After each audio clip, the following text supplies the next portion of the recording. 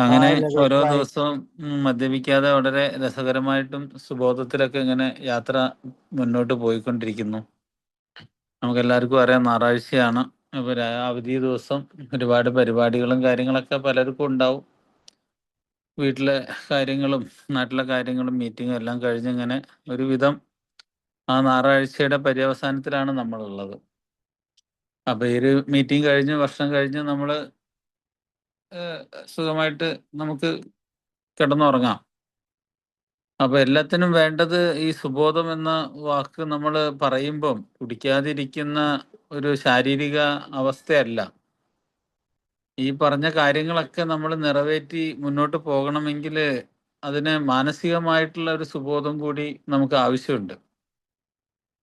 അപ്പം എങ്കിൽ മാത്രമേ ഇതൊക്കെ നമുക്ക് തരണം ചെയ്യാൻ കഴിയുള്ളൂ. അല്ലെങ്കിൽ നമ്മളിപ്പം തുടക്കത്തിൽ നമ്മൾ വരുമ്പോൾ എല്ലാവരും പറയുക എന്താണ്, ഓഹ് എങ്ങനെയെങ്കിലും ഈ കുടിയൊന്നും കിട്ടിയാൽ മതി, ബാക്കിയൊന്നും എനിക്ക് വേണ്ട, കാര്യങ്ങളൊക്കെ കുഴപ്പമില്ലാതെ മുന്നോട്ട് പോകാനുള്ള സാഹചര്യങ്ങളൊക്കെ ഉണ്ട്, എങ്ങനെയെങ്കിലും ഒന്ന് കുടി നിർത്തിയാൽ മതി എന്ന് പറയും. പണ്ട് നമ്മൾ റീൽസിലൊക്കെ ഇങ്ങനെ കാണും, പണം പറയും എന്നെ കിട്ടിയാൽ പിന്നെ ഒന്നും വേണ്ട എന്ന് പറയും. കാലം പറയും എന്നെ കിട്ടിക്കഴിഞ്ഞാൽ പിന്നെ നിങ്ങൾക്ക് എല്ലാം ശരിയാകും എന്ന് പറയും. എന്നാൽ നമ്മൾ ഇത് രണ്ടും കഴിഞ്ഞ് നമുക്ക് എന്താ പറയാ, പണവും ഈ പറഞ്ഞ കാലവും എല്ലാം കിട്ടിക്കഴിഞ്ഞാൽ നമ്മൾ അപ്പോഴാണ് ജീവിതത്തിലെ യഥാർത്ഥത്തിലുള്ള പ്രതിസന്ധികൾ നമ്മൾ ആരംഭിക്കുക. കാരണം അതുവരെ നമുക്ക് അതിനെ കുറിച്ചിട്ടുള്ള ബോധം ഉണ്ടാവില്ല, അല്ലെങ്കിൽ നമുക്ക് അതിനുള്ള അനുഭവങ്ങൾ ഉണ്ടാവില്ല. അപ്പൊ വരുമ്പം നമ്മൾ ഇത്തരം കാര്യങ്ങൾ ഇങ്ങനെ പതിയെ പതിയെ നമ്മളിലേക്ക് കടന്നു വരുമ്പം ആ ജീവിത സാഹചര്യങ്ങളുമായിട്ട് പൊരുത്തപ്പെട്ടു പോകാൻ പറ്റാത്ത ഒരു മാനസികാവസ്ഥ നമുക്ക് കൈമുതലായിട്ടില്ലെങ്കിൽ ഇതെല്ലാം നമുക്ക് വലിയ പ്രയാസങ്ങളായിട്ട് മാറും. അസ്വസ്ഥതകളായിരിക്കും ഇതിനെ കൊണ്ടൊക്കെ നമുക്ക് ഉണ്ടാകാൻ സാധ്യത. അപ്പൊ അവിടെ എല്ലാ മേഖലയും നമ്മൾ കൃത്യമായിട്ടുള്ള ഒരു ഒരു ബാലൻസിങ് എന്ന് പറയും, ഇക്വിലിബ്രിയം എന്ന് പറയും നമ്മൾ ഇംഗ്ലീഷിൽ. ഒരു തരം ഒരു സന്തുലിതാവസ്ഥ നമുക്ക് മെയിൻറ്റെയിൻ ചെയ്യാൻ പറ്റണം. യഥാർത്ഥത്തിൽ ആൽക്കഹോളിക് അനോണിമസ് എന്ന് പറയുന്ന ഈ പ്രോഗ്രാം ഒരു മദ്യാസക്തനിലേക്ക് മുന്നോട്ട് വയ്ക്കുന്ന പ്രധാന കാര്യം എന്ന് പറയുന്നത് ഏത് കാലാവസ്ഥയിലും നമുക്ക് ഇതിനെ ആസ്വദിച്ചുകൊണ്ട് നമ്മളുടെ സുബോധാവസ്ഥയെ കൊണ്ടുപോകാൻ സാധിക്കും എന്നുള്ള വലിയൊരു ആഹ്വാനം, വലിയൊരു വാഗ്ദാനമാണ് ആൽക്കഹോളിക് അനോണിമസ് നമ്മൾക്ക് തരുന്നത്. നിർഭാഗ്യവശാല് നമ്മൾ അതിന് അത്ര വേണ്ടത്ര പ്രാധാന്യം കൊടുക്കുന്നില്ല, അല്ലെങ്കിൽ അതിന് അത്ര ശ്രദ്ധിക്കുന്നില്ല എന്നൊക്കെ വേണമെങ്കിൽ നമുക്ക് പറയാം. എന്നാൽ അപൂർവം കുറച്ച് ആളുകൾ നമ്മളുടെ ഇടയിൽ ഇതൊക്കെ നമ്മൾക്ക് പ്രദർശിപ്പിച്ചുകൊണ്ട് നമ്മളുടെ മുമ്പിലൂടെ വിജയക്കൊടി നാട്ടിക്കൊണ്ട് അവർ മുന്നോട്ട് പോകുമ്പം നമ്മൾ പലപ്പോഴും നിസ്സഹായതയോടു കൂടി നമ്മൾ പറയാറുണ്ട്, ഓ അയാളെപ്പോലെ എനിക്കും ആകാൻ കഴിഞ്ഞിരുന്നെങ്കിൽ എന്നൊക്കെ നമ്മളിങ്ങനെ മനസ്സുകൊണ്ട് പിറുപിറുക്കുന്നതായിട്ട് നമുക്ക് തോന്നും. പക്ഷെ അയാൾ ചെയ്യുന്ന ആ പ്രവൃത്തി എനിക്ക് ചെയ്യാൻ പറ്റുന്നില്ല, അവിടെയാണ് ഞാൻ പരാജയപ്പെട്ടു പോകുന്നത്. അപ്പൊ അവിടെ നമ്മൾ എന്ത് ചെയ്യണം എന്നുള്ള ചോദ്യം പണ്ട് എന്താ പറയാ, ആ ടാറ്റയുടെ ഒരാൾ ചോദിച്ചു, നമ്മൾ എങ്ങനെയാണ് നിങ്ങൾ ഇത്രയും വലിയ ഒരു ബിസിനസ്സുകാരനായിട്ട് മാറിയത്, ജീവിതത്തിന്റെ വിജയത്തിന്റെ രഹസ്യം എന്താണെന്ന് അദ്ദേഹത്തിനോട് ഒരു മീറ്റിങ്ങിൽ ചോദിച്ചപ്പോൾ രത്തൻ ടാറ്റ പറഞ്ഞു, ആ ചോദിച്ച ആളോട് പറഞ്ഞു, നീ ഒന്ന് എഴുന്നേറ്റ് എൻ്റെ അടുത്തേക്ക് വരാൻ പറഞ്ഞു. അപ്പം അയാള് അവിടുന്ന് എഴുന്നേറ്റ് ടാറ്റയുടെ അടുത്തേക്ക് നടന്നു വന്നപ്പം അയാൾ പറഞ്ഞു, ഇത്ര മാത്രം മതി നിന്റെ ജീവിതത്തിൽ നീ വിജയിക്കാൻ, അതിനുള്ള കരുത്ത് നിന്നിലുണ്ട് എന്ന് പറഞ്ഞു. കാരണം എന്താ, എഴുന്നേറ്റ് നടക്കാനുള്ള ശേഷിയും ക്ഷേമുഷിയും അയാളുടെ ആരോഗ്യത്തിനുണ്ട് എന്നുള്ളത് തന്നെ അയാളെ സംബന്ധിച്ചിടത്തോളം ഏറ്റവും വലിയ സമ്പത്താണ്, കഴിവാണ്. കാരണം എന്താ, ശരിയായ ആരോഗ്യത്തിൽ മാത്രമേ മറ്റുള്ള കാര്യങ്ങളൊക്കെ നമുക്ക് ചെയ്യാൻ പറ്റുള്ളൂ. അപ്പം ആരോഗ്യമാണ്, നമ്മൾ പറയില്ല ഹെൽത്ത് ഈസ് വെൽത്ത് എന്നൊക്കെ നമ്മൾ പറയും. അപ്പൊ ആ ആരോഗ്യം നിന്നിലുണ്ട്, ഇനി ബാക്കിയൊക്കെ നിനക്ക് ഉണ്ടാക്കിയെടുക്കാൻ പറ്റുന്ന കാര്യമേ ഉള്ളൂ എന്ന് അദ്ദേഹം മറുപടി പറയുകയുണ്ടായി. ഇതൊക്കെ വലിയ വലിയ ആളുകൾക്ക് അങ്ങനെയൊക്കെ പറയാം എന്നൊക്കെ വേണമെങ്കിൽ നമുക്ക് ഒരു ന്യായീകരണത്തിന് വേണ്ടിയൊക്കെ പറയാമെങ്കിൽ പോലും യഥാർത്ഥത്തിലുള്ള വസ്തുത നമ്മളെപ്പോലെ മറ്റാർക്കും അത് അറിയില്ല. കാരണം മദ്യപാനം കൊണ്ട് സകലതും നഷ്ടപ്പെട്ട് ജീവൻ പോലും തകർന്നു പോയ, അല്ലെങ്കിൽ ഇപ്പം മരണപ്പെട്ടു പോകും എന്ന് ചിന്തിച്ച് നടന്ന നമ്മളെ സംബന്ധിച്ചിടത്തോളം ഒന്ന് ജീവനോടുകൂടി ഇരിക്കുക എന്ന് പറയുന്നത് തന്നെ വലിയൊരു സ്വപ്നവും ബാലികേറ മലയുമായിരുന്നു നമ്മളെ സംബന്ധിച്ചിടത്തോളം. അപ്പം അത് നമ്മൾക്ക് കൈവരിക്കാൻ സാധിക്കുമെങ്കിൽ എന്തുകൊണ്ട് നമുക്കിനി മറ്റ് പല കാര്യങ്ങളും നമുക്ക് സാധിക്കാൻ കഴിയില്ല എന്ന് നമ്മൾ ചിന്തിക്കേണ്ട ഒരു കാര്യമില്ല. അപ്പോൾ അവിടെയാണ് ആൽക്കഹോളിക് അനോണിമസ് നമ്മൾക്ക് തരുന്ന വലിയൊരു പ്രതീക്ഷയുടെ വലിയൊരു കോട്ടവാതിൽ തന്നെ നമ്മളുടെ മുന്നിൽ മലർക്കെ തുറന്നിട്ടിരിക്കുകയാണ്. അപ്പം ഇവിടെ ഏറ്റവും വലിയ പ്രശ്നം എന്താണ്? ആ ഒരു പ്രതീക്ഷ നമുക്ക് വേണം. അതല്ല, എനിക്ക് ഇപ്പൊ കിട്ടിയ ഈ സുബോധാവസ്ഥ തന്നെ ധാരാളമാണ്, ഇനി ഇതിൽ കൂടുതലൊന്നും എനിക്ക് ആവശ്യമില്ല എന്ന് നമ്മൾ പറഞ്ഞുകൊണ്ട് ഈ ചടഞ്ഞിരിക്കുന്ന ഈ പരിപാടി ആണെങ്കിൽ അത് കൂടുതൽ കൂടുതൽ കുഴപ്പത്തിലേക്കാണ് നമ്മളെ കൊണ്ടെത്തിക്കുക. അതിന് എത്ര എത്ര ഉദാഹരണങ്ങൾ പറഞ്ഞാലും നമുക്ക് മതിയാവില്ല. കാരണം എന്താ? എത്ര എത്ര ആളുകൾ നമ്മളുടെ ചുറ്റുപാടുമുണ്ട്. 5 വർഷം, 10 വർഷം, 1 വർഷം, 2 വർഷമൊക്കെ കഴിഞ്ഞ് വീണ്ടും വീണ്ടും ആ കുടിയിലേക്ക് പോയിട്ട് തിരിച്ചു കയറാൻ പറ്റാത്ത തരം ദൂരത്തിലേക്ക് കടന്നു പോകുന്ന എത്ര എത്ര ആളുകളെ നമ്മൾക്ക് കാണാൻ പറ്റും. അപ്പൊ അവിടെയാണ് നമ്മളുടെ വലിയൊരു ഗതികേട്. അപ്പം ഈ ഒരു പ്രതിസന്ധിയെ തരണം ചെയ്യണമെങ്കിൽ നമുക്ക് എന്ത് വേണം? നമുക്ക് അതിനുള്ള ഒരു പ്രവർത്തനം നമ്മൾ നടത്തണം. പ്രവൃത്തി കൂടാതെ ഒരു കാര്യവും ആൽക്കഹോളിക് അത്ഭുതങ്ങളൊന്നും എയിൽ സംഭവിക്കാൻ സാധ്യത വളരെ കുറവാണ്. എല്ലാ കാര്യത്തിനും ഇപ്പൊ ഇന്ന് നമ്മൾ ഇവിടെ പറഞ്ഞിരിക്കുന്ന ടോപ്പിക് എന്താ? വീട്, ജോലിസ്ഥലം, അതല്ലെങ്കിൽ മീറ്റിംഗ്. ഇത് മൂന്നും വളരെ പ്രധാനപ്പെട്ട ഒരു 3 പില്ലറാണെന്ന് പറയാം. നമുക്ക് പറയാം, ഈ പില്ലർ ഇല്ലാതെ ഒരു മേൽക്കൂരയ്ക്ക് നിലനിൽക്കാൻ കഴിയില്ല. എത്ര വലിയ മേൽക്കൂരയാണെങ്കിലും അതിനെ നിലനിർത്തുന്നത് അതിൻ്റെ തൂണുകളാണ്, അല്ലെങ്കിൽ അതിൻ്റെ പില്ലറുകളാണ്. ഈ പില്ലറുകൾ ഇല്ലെങ്കിൽ ഈ മേൽക്കൂര നിലം പതിച്ചു പോകും. അപ്പൊ എന്ന് പറയുന്നത് പോലെ നമ്മളുടെ ജീവിതം എന്ന് പറയുന്ന ആ ഒരു സംവിധാനം നിലനിൽക്കണമെങ്കിൽ ഇത്തരത്തിലുള്ള ഒരുപാട് തൂണുകൾ, പില്ലറുകൾ നമ്മൾക്ക് ആവശ്യമുണ്ട്. അപ്പം ഏറ്റവും പ്രധാനപ്പെട്ട ഇപ്പൊ ഒരു സ്റ്റൂൾസ് ആൻഡ് ബോട്ടിൽസ് എന്ന് പറഞ്ഞൊരു ബുക്ക് ഉണ്ട് നമ്മൾ ആൽക്കഹോളിക് അനോണിമസിൽ. എന്താണ്? ഈ സ്റ്റൂളിന് നിലനിൽക്കണമെങ്കിൽ ഏറ്റവും ചുരുങ്ങിയത് 3 കാലുകൾ വേണം. 3 കാലുകൾ ഇല്ലാതെ ഒരു സ്റ്റൂളിന് നിലനിൽക്കാൻ പറ്റൂല. ലിഡിയ ഒന്ന് നോക്കോ? 3 കാലുകളില്ലാതെ സ്റ്റൂളിന് നിലനിൽക്കാൻ പറ്റില്ല. അപ്പൊ എന്ന് പറഞ്ഞ പോലെ ആൽക്കഹോളിക് അനോണിമസിൽ ഇത്തരത്തിലുള്ള റിക്കവറി യൂണിറ്റി സർവീസ് എന്ന് പറയുന്ന ഈ 3 പില്ലറുകൾ ഇല്ലാതെ ഈ കൂട്ടായ്മയ്ക്ക് നിലനിൽക്കാൻ പറ്റില്ല എന്ന് പറയുന്ന കൂട്ടായ്മയ്ക്ക് നിലനിൽക്കാൻ പറ്റില്ലെങ്കിൽ ഒരു വ്യക്തി എന്ന നിലയിൽ അയാളുടെ സുബോധാവസ്ഥ നിലനിർത്തണമെങ്കിൽ ഈ ഒരു 3 പില്ലറുകൾ നിർബന്ധമാണ്. കാരണം എന്താ? അയാൾക്ക് ആദ്യം വേണ്ടത് ഒരു ഷെൽട്ടറാണ്, അല്ലേ? എന്താ പറയാ, നമ്മൾ പറയില്ലേ ഹിന്ദിയിൽ, എന്താണ്, കപ്പട മക്കാൻ എന്നൊക്കെ പറയും നമ്മൾ. എന്താ പറയാ, നമ്മളുടെ ഭക്ഷണവും നമ്മൾ ഭക്ഷണം വേണം, വസ്ത്രം വേണം, നമുക്ക് വീട് വേണം എന്ന് പറയുന്ന പോലെ ഒരു മദ്യാസക്തനെ സംബന്ധിച്ചിടത്തോളം അയാൾ ഒരുപാട് പ്രതിസന്ധിയിലൂടെ ആയിരിക്കും അയാളുടെ തുടക്കത്തിൽ അയാൾ ചീറിപ്പാഞ്ഞടിക്കുന്ന ഒരു കൊടുങ്കാറ്റ് പോലെ എന്നാണ് ഒരു മദ്യാസക്തനെ അയാളെ ബിഗ് ബുക്കിൽ ചിത്രീകരിച്ചിട്ടുള്ളത്. അപ്പൊ അയാൾ പല ഘട്ടങ്ങളിലൂടെ കടന്നു പോയിട്ടുണ്ടാകും. ചില ആളുകൾ എത്ര വലിയ സാമ്പത്തികമായിട്ടുള്ള ആളുകളാണെങ്കിൽ പോലും അവരതെല്ലാം ഉപേക്ഷിച്ച് എല്ലാം ഒരുതരം ഒറ്റപ്പെട്ട മനുഷ്യനെ പോലെ നാട് കടത്തപ്പെട്ട് എവിടേക്കോ പോയി റോഡരികിലും മറ്റേ നമ്മൾ പറയില്ലേ ബസ് സ്റ്റോപ്പുകളിലും പലതരത്തിലും ജയിലുകളിലൊക്കെ അങ്ങനെ അന്തി ഉറങ്ങി അവരുടെ ജീവിതം വഴിയാധാരായി പോയ ആളുകളുണ്ട്. അവിടെ നിന്നൊക്കെ അവരൊരു തിരിച്ചു വരവ് നടത്തിയ അത്ഭുതകരമായ ചില അനുഭവങ്ങൾ പങ്കുവെക്കുന്ന അപൂർവം കുറച്ച് ആളുകൾ നമ്മളുടെ ഇടയിലുണ്ട്. പ്രത്യേകിച്ച് ആൽക്കഹോളിക് അനോണിമസിന്റെ ആരംഭകാലത്ത് ബിൽഡബ്ല്യു പറഞ്ഞൊരു വാചകമുണ്ട്. കാരണം 1964 ആ കാലഘട്ടത്തിലൊക്കെ എയിൽ വന്നിരുന്ന എല്ലാവരും തന്നെ രക്ഷപ്പെട്ടിരുന്നു എന്നാണ് പറഞ്ഞത്. 90% ആളുകളും റിക്കവറിയിലേക്ക് പോയി. കാരണം എന്താ? അവർക്ക് തിരിച്ചു പോകാൻ ഒരു സ്ഥലമില്ലായിരുന്നു, ഒന്നുമില്ല, എല്ലാം തകർന്ന് തരിപ്പണമായിട്ടാണ് അവര് ഈ കൂട്ടായ്മയിലേക്ക് വന്നിട്ടുള്ളത്. അപ്പൊ അത്തരക്കാരെ സംബന്ധിച്ചിടത്തോളം അവർക്ക് വേറെ ഒരു സ്ഥലത്തും പോകാൻ ഇടമില്ലാതെ ഇരുന്ന അവസ്ഥയിലാണ് അവർ ഇതിൽ വന്നത്. അപ്പൊ അതുകൊണ്ട് തന്നെ അവരെല്ലാം ഈ മുങ്ങിത്താഴാൻ പോകുന്ന കപ്പലിന്, അല്ലെങ്കിൽ ഒരു മുങ്ങിത്താഴുന്നവന് ഒരു കച്ചിത്തുരുമ്പ് കിട്ടിയ മാതിരി അവൻ അതിന്റെ മുകളിൽ പിടിച്ചു കയറി ഒരവസ്ഥയുണ്ടായിരുന്നു.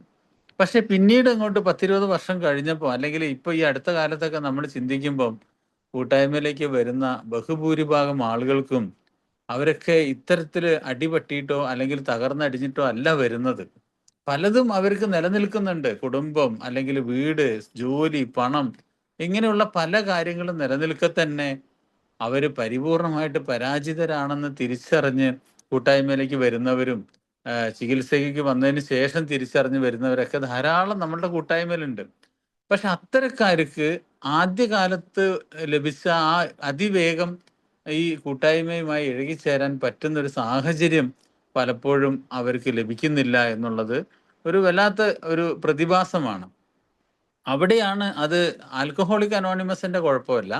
ഈ കൂട്ടായ്മ മുന്നോട്ട് വെക്കുന്ന തത്വങ്ങളെ രണ്ട് കൈയും നീട്ടി നമുക്ക് ഹൃദയം കൊണ്ട് സ്വീകരിക്കാൻ പലപ്പോഴും നമുക്ക് കഴിയാതെ വരുമ്പോഴാണ് നമുക്ക് ഇതിൻ്റെയൊക്കെ ആ ഒരു ഇല്ലായ്മയും പോരായ്മയും വല്ലായ്മയും ഒക്കെ നമുക്ക് മനസ്സിലാകാൻ നമുക്ക് പറ്റാത്ത വരുന്നത്.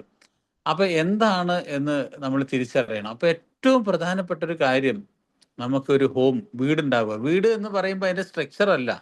ഇപ്പൊ എയിൽ വന്നു, ഞാൻ 2 കൊല്ലം സോബറായി, എനിക്ക് എന്താ പറയാ, കുറെ സ്ഥലം കിട്ടി, എനിക്ക് ഭാര്യ വീട്ടിൽ നിന്ന് സ്ഥലം കിട്ടി, എനിക്ക് ലോട്ടറി അടിച്ചു, എനിക്ക് അങ്ങനെ ചെയ്യാൻ പറ്റി, ഇങ്ങനെ ബിസിനസ് നിന്ന് കുറെ പണം കിട്ടി, ഞാൻ അവിടെ 5 സെന്റ് സ്ഥലം വാങ്ങി, ഞാനൊരു വീട് വെച്ചു. ഇതല്ല, ആ വീടല്ല നമ്മൾ ഉദ്ദേശിക്കുന്നത്. ഈ ഹൗസ് വേറെ, ഹോം വേറെ. അങ്ങനെ ഇംഗ്ലീഷിൽ 2 വാക്കുകളുണ്ട്. നമ്മൾ പറയും, ഒന്ന് ഹൗസ് എന്ന് പറയും. ഹൗസ് എന്ന് പറയുന്നത് എന്താ? നമ്മൾ സാധാരണ നമ്മളൊരു ബിൽഡിങ്, ഒരു കോൺക്രീറ്റ് ബിൽഡിങ് നമ്മൾ കെട്ടിപ്പൊന്തിച്ച് അവിടെ എല്ലാ പെയിന്റൊക്കെ അടിച്ച് ആ കാര്യങ്ങളൊക്കെ നമ്മൾ വീട് താമസിക്കുന്നതിന് തൊട്ട് മുമ്പുള്ള ആ ഒരു അവസ്ഥയ്ക്കാണ് നമ്മൾ ഹൗസ് എന്ന് പറയാം. പക്ഷെ ഒരു ഹോം, ആ ഒരു ഹൗസിനെ നമ്മൾ എങ്ങനെ ഒരു വീടാക്കി മാറ്റി കുടുംബമായി മാറണമെങ്കിൽ, ഒരു ഹോമായി മാറണമെങ്കിൽ അതിൽ നമ്മൾ മനുഷ്യർ അതിനകത്ത് വൈകാരികമായിട്ടുള്ള താമസം അതിനകത്ത് കൂടിച്ചേരണം. എങ്കിലേ ആ വീട് ഒരു ഹൗസ് ഹോമായിട്ട് മാറുള്ളൂ.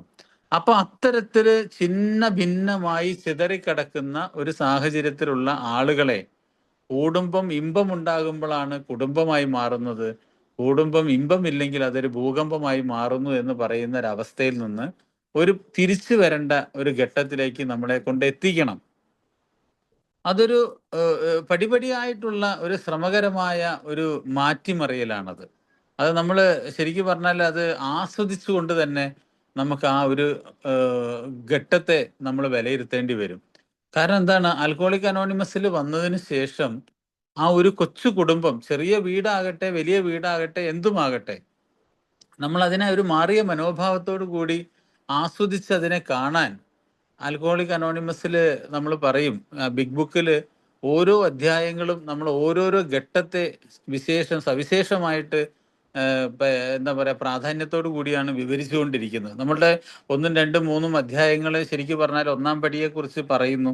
അങ്ങനെ ഓരോരോ അധ്യായങ്ങൾ പടികളുടെ പ്രാധാന്യത്തെ വളരെ വിശദമായിട്ട് തന്നെ വിശദീകരിച്ച് നമ്മളോട് മുന്നോട്ട് പോകുന്നുണ്ട്. അങ്ങനെയാണ് ശരിക്കും പറഞ്ഞാൽ 7 അധ്യായങ്ങൾ നമ്മൾ 12 പടികൾക്ക് വേണ്ടി മാറ്റി വെച്ചാലും 9-ാമത്തെ അധ്യായം പിന്നീടുള്ള കുടുംബം, ഫാമിലി ആഫ്റ്റർ വേർഡ്സ് എന്ന് പറഞ്ഞിട്ട് മനോഹരമായ ഒരു അധ്യായം തന്നെ നമ്മളെ ബിഗ് ബുക്കിൽ കൊടുത്തിട്ടുണ്ട്. ആ ബിഗ് ബുക്കിന്റെ തുടക്കത്തിൽ തന്നെ പറയുകയാണ്, ഞങ്ങൾ ഇത്രയും കാര്യങ്ങൾ നിങ്ങളോട് വിശദീകരിച്ച് കഴിയുമ്പം ഒരു പക്ഷേ നിങ്ങൾക്ക് തോന്നുമായിരിക്കും, ഈ ഒരു മദ്യാസക്തനെ കുളിപ്പിച്ച് കുറിയൊക്കെ തൊട്ട് ഏതെങ്കിലും പീഠത്തിന്റെ മുകളിൽ കൊണ്ടേ ഇരുത്തി അങ്ങനെ സുരക്ഷിതമായിട്ട് അയാളെ ഇരുത്തേണ്ട ഒരാളാണ് എന്ന് നിങ്ങൾ സങ്കല്പിച്ച് പോയിട്ടുണ്ടെങ്കിൽ അത് തീർത്തും ഒരു തെറ്റായ ധാരണയാണ് എന്ന് ഞങ്ങൾക്ക് തുടക്കത്തിൽ തന്നെ ഞങ്ങൾ നിങ്ങളോട് പറയാൻ ആഗ്രഹിക്കുകയാണ്. കാരണം അതല്ല അതിന്റെ അവസ്ഥ. അയാളെ സ്വതന്ത്രമായിട്ട് വിടാൻ കഴിയണം. രണ്ടാമത്തെ കാര്യം എന്താ വെച്ചാല്, ഈ കുടുംബവും ഒത്തൊരുമിച്ച് സ്നേഹത്തോടു കൂടി, ഐക്യത്തോടു കൂടി, പരസ്പര ധാരണയോടും വിശ്വാസത്തോടും കൂടി ഒരുമിച്ച് മുന്നോട്ട് പോകാനുള്ള ഒരു യാത്ര നിങ്ങൾ ആരംഭിക്കണം. അതല്ലെങ്കിൽ അതോടുകൂടി കഴിഞ്ഞു, ഈ പരിപാടി അവസാനിച്ചു, തുടക്കത്തിൽ തന്നെ പരാജയമായി മാറിപ്പോകും. അപ്പം അവിടെ അതാണ് പിന്നീടുള്ള ഒരു കുടുംബം എന്ന് ആ ഒരു അധ്യായത്തിന്റെ തലക്കെട്ട് പോലും കൊടുക്കാനുണ്ടായ കാരണം എന്താ? ഈ പിന്നീടുള്ള കുടുംബം എന്ന് പറയുമ്പോൾ മുന്നേ ഒരു കുടുംബം ഉള്ളത് കൊണ്ടാണല്ലോ പിന്നീടുള്ള ഒരു കുടുംബം എന്ന് പറയുന്നത്. അപ്പൊ മുന്നേ ഉള്ള കുടുംബം അത്ര നല്ലതല്ലായിരുന്നു. അപ്പൊ അതുകൊണ്ട് തന്നെ അവിടെ കുടുംബം ഇമ്പം ഇല്ലായിരുന്നു, അവിടെ ഭൂകമ്പമായിരുന്നു. ഇവിടെ കുടുംബം ഇമ്പം ഉണ്ടാകണം, അപ്പോൾ മാത്രമാണ് അത് കുടുംബമായി മാറുന്നത് എന്ന് പറയുന്ന ഒരു സങ്കല്പത്തിലേക്ക് നമ്മൾ എത്തിച്ചേരണം. അപ്പോൾ നേരത്തെ പറഞ്ഞ മാതിരി ഒരു ചീറിപ്പാഞ്ഞടിക്കുന്ന ഒരു കൊടുങ്കാറ്റ് പോലെ സഞ്ചരിച്ച മദ്യാസക്തനെ ആ ഒരു കാറ്റെല്ലാം നിന്ന് ശാന്തതയിലേക്ക് അയാൾ വന്നുകൊണ്ടിരിക്കുകയാണ്. അപ്പോഴാണ് പറയുന്നത് കൊടുങ്കാറ്റിന് ശേഷമുള്ള ശാന്തതയോ കൊടുങ്കാറ്റിന് മുമ്പുള്ള ശാന്തതയോ അല്ല, ഈ കൊടുങ്കാറ്റിന് ഇടയിലൂടെയുള്ള ഒരു ശാന്തത നമ്മൾക്ക് ദർശിക്കാൻ പറ്റണം.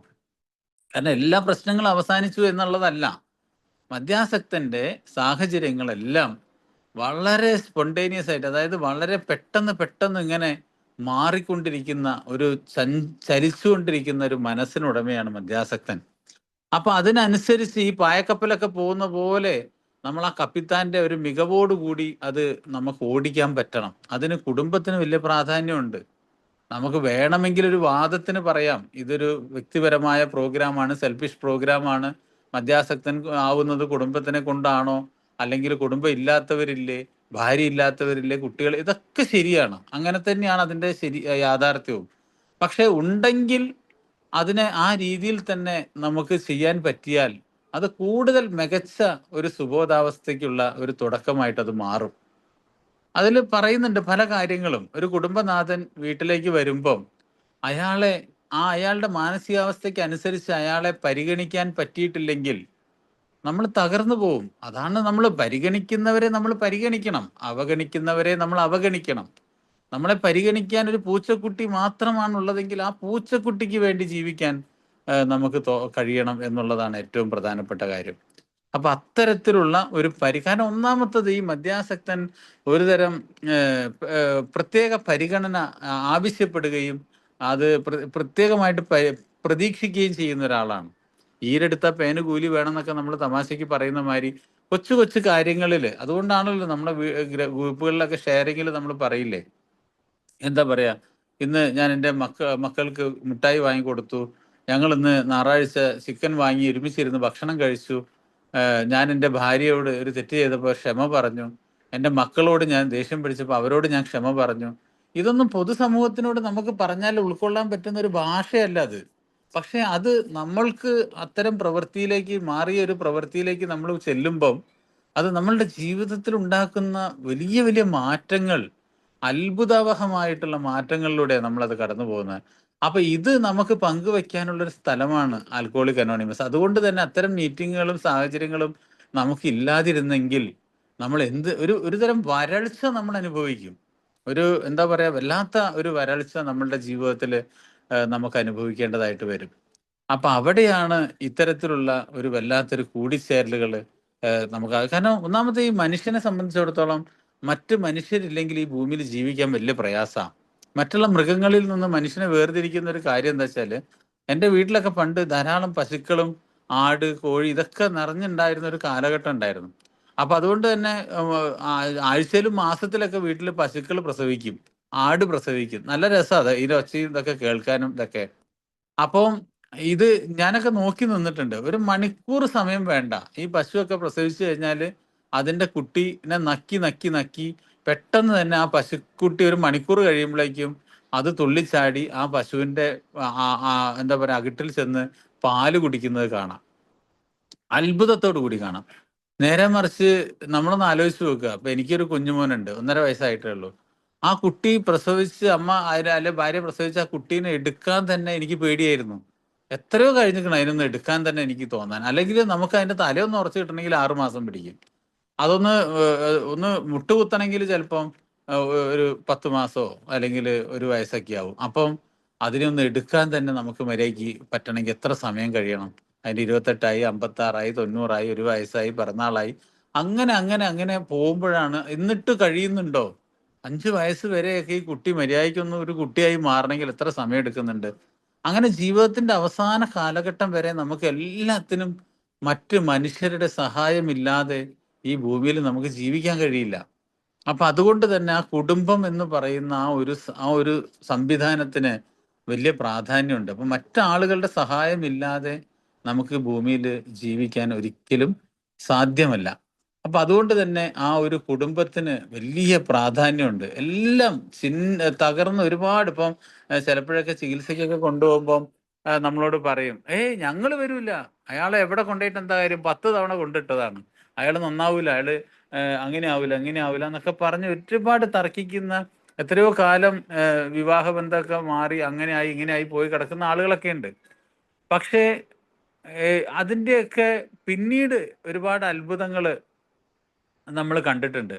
ചില സമയത്ത് അവർ ചികിത്സാലയത്തിൽ വരും, കൗൺസിലിങ്ങിന് വരും, അതിൽ പങ്കെടുക്കും. എന്നിട്ട് അവർ വീണ്ടും അവർ ഈ സുബോധത്തിലൂടെയൊക്കെ ഇങ്ങനെ കടന്നു പോകുമ്പം ഒരു വർഷമൊക്കെ കഴിഞ്ഞ് അവർ ടോക്കൺ വാങ്ങുന്ന സമയത്ത് ചില ഭാര്യമാരൊക്കെ ഷെയർ ചെയ്യുന്നത് കേട്ടിട്ടുണ്ട്. എത്രയോ തവണ ഞാൻ കേട്ടിട്ടുണ്ട്. അതൊക്കെ എത്രയോ എൻ്റെ ജീവിതത്തിൽ അനുഭവങ്ങളുണ്ട്.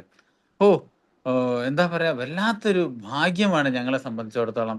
കാരണം ഞങ്ങൾ ചിന്തിച്ചിരുന്നത് ഈ മനുഷ്യൻ എങ്ങനെയെങ്കിലും ഒന്ന് മരിച്ചു കിട്ടിയാൽ മതിയായിരുന്നു, എന്നാലേ ഞങ്ങൾക്ക് ഒരു സമാധാനത്തോടു കൂടി ജീവിക്കാം എന്നൊക്കെ വിചാരിച്ചിട്ട് ഞങ്ങൾ എത്രയോ നാളുകൾ കരഞ്ഞിട്ടുണ്ടായിരുന്നു. പക്ഷേ ഇന്നിപ്പം ഞങ്ങൾക്ക് എത്ര വലിയ ഒരു ആനന്ദ കണ്ണീര് ഞങ്ങൾക്ക് വരുന്നു. കാരണം എന്താ വെച്ചാൽ ഈ ഒരു മനുഷ്യന് ഇല്ലായിരുന്നെങ്കിൽ എന്ന് ഞങ്ങൾ ചിന്തിക്കുന്ന ഒരവസ്ഥയിലേക്ക് ഞങ്ങളുടെ ജീവിതം മാറി.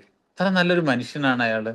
ആ ഒരു എന്താ പറയാ, അസുഖം അല്ലെങ്കിൽ ഈ സ്വഭാവം ഒന്ന് മാറിയപ്പം ഞങ്ങളുടെ ജീവിതത്തിൽ അത്ഭുതപ്പെടുത്തുന്ന മാറ്റങ്ങൾ ഇന്നുണ്ട്. ഞങ്ങളെ മക്കൾ ഇന്ന് പഠിക്കുന്നു, മകളുടെ കല്യാണം കഴിഞ്ഞു, മകൻ ഇന്ന് വിദേശത്ത് ജോലി ചെയ്യുന്നു.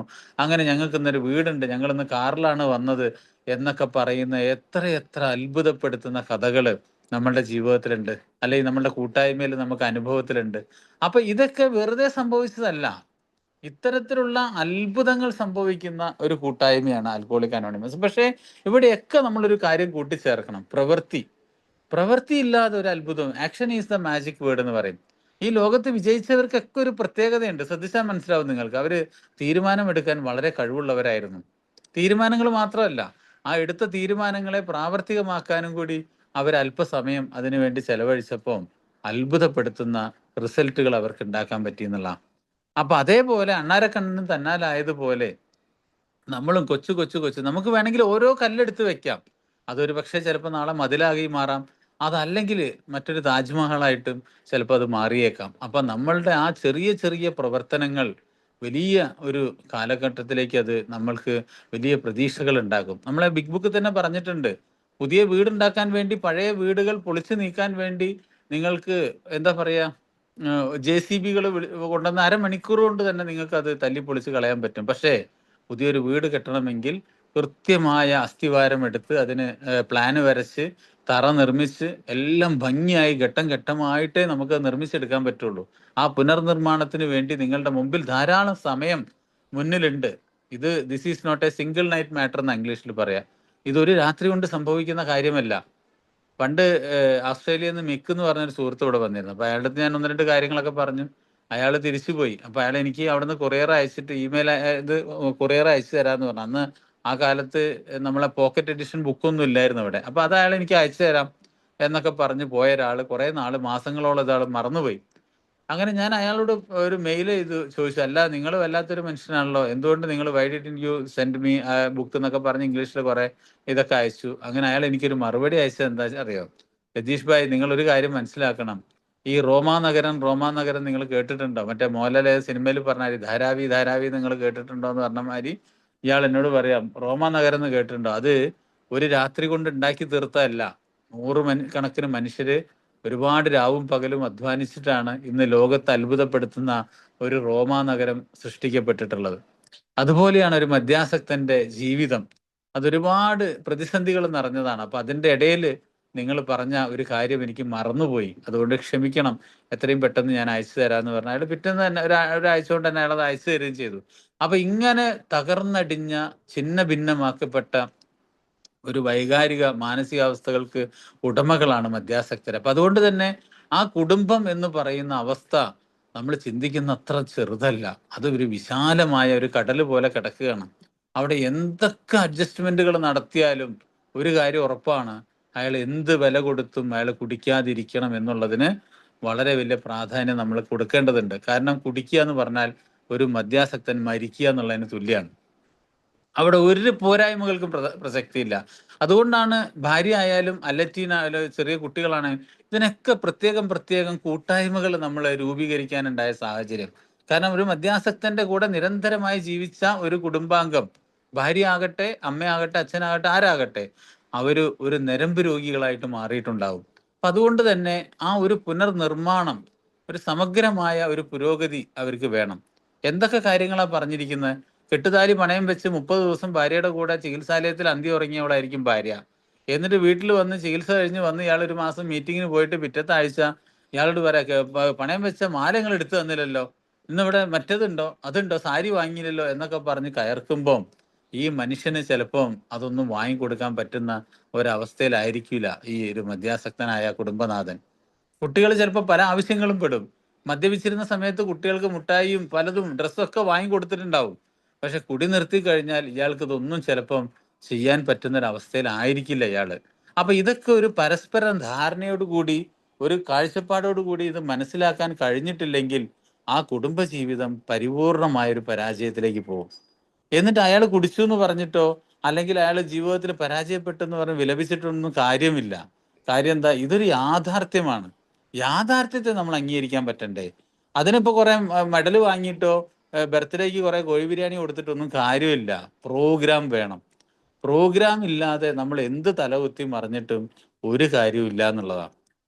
അപ്പൊ അതുകൊണ്ട് തന്നെ നമുക്ക് അർഹിക്കുന്ന പരിഗണന അയാൾക്ക് കിട്ടണം. ഈ പരിഗണനയെ പറ്റി പറയുമ്പോൾ പെട്ടെന്ന് ഒരു കഥ ഓർമ്മ വന്നു. ഒരു സ്കൂളിലെ ടീച്ചർ കുട്ടികളോട് ചോദിക്കുക, മക്കളെ നിങ്ങൾക്ക് ആകാനാണ് ഇഷ്ടം എന്ന് ചോദിച്ചു. അപ്പൊ ടീച്ചർ അങ്ങനെ കുട്ടികളോട് ചോദിച്ചപ്പോൾ ഓരോ കുട്ടികൾ പറഞ്ഞു, ടീച്ചറെ എനിക്ക് ഡോക്ടർ ആകണം. ഒരു കുട്ടി പറഞ്ഞു എനിക്ക് എഞ്ചിനീയർ ആകണം. വേറൊരു കുട്ടി പറഞ്ഞു എനിക്ക് ടീച്ചർ ആകണം. ഏതൊരു കുട്ടി പറഞ്ഞു എനിക്ക് JCB വണ്ടീൻ്റെ ഡ്രൈവർ ആകണം എന്ന് വരെ പറഞ്ഞ കുട്ടികൾ ആ കൂട്ടത്തിലുണ്ടായിരുന്നു.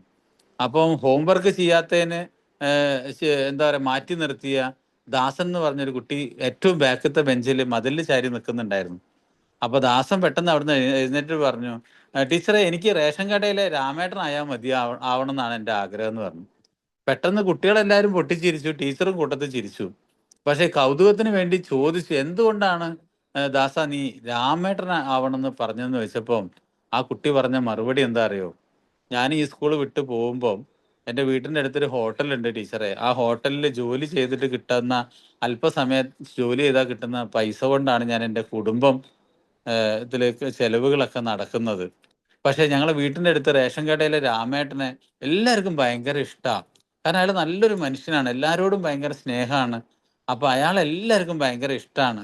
അപ്പൊ അയാൾക്ക് കിട്ടുന്ന ആ ഒരു പരിഗണന കണ്ടിട്ടാണ് ഈ മറ്റേ ദാസൻ പറഞ്ഞത് എനിക്ക് എൻ്റെ റേഷൻ കടയിലെ രാമേട്ടനാകണം എന്നാണ് ആഗ്രഹം. കാരണം മനുഷ്യന് വേണ്ടത് പരിഗണനയാണ്.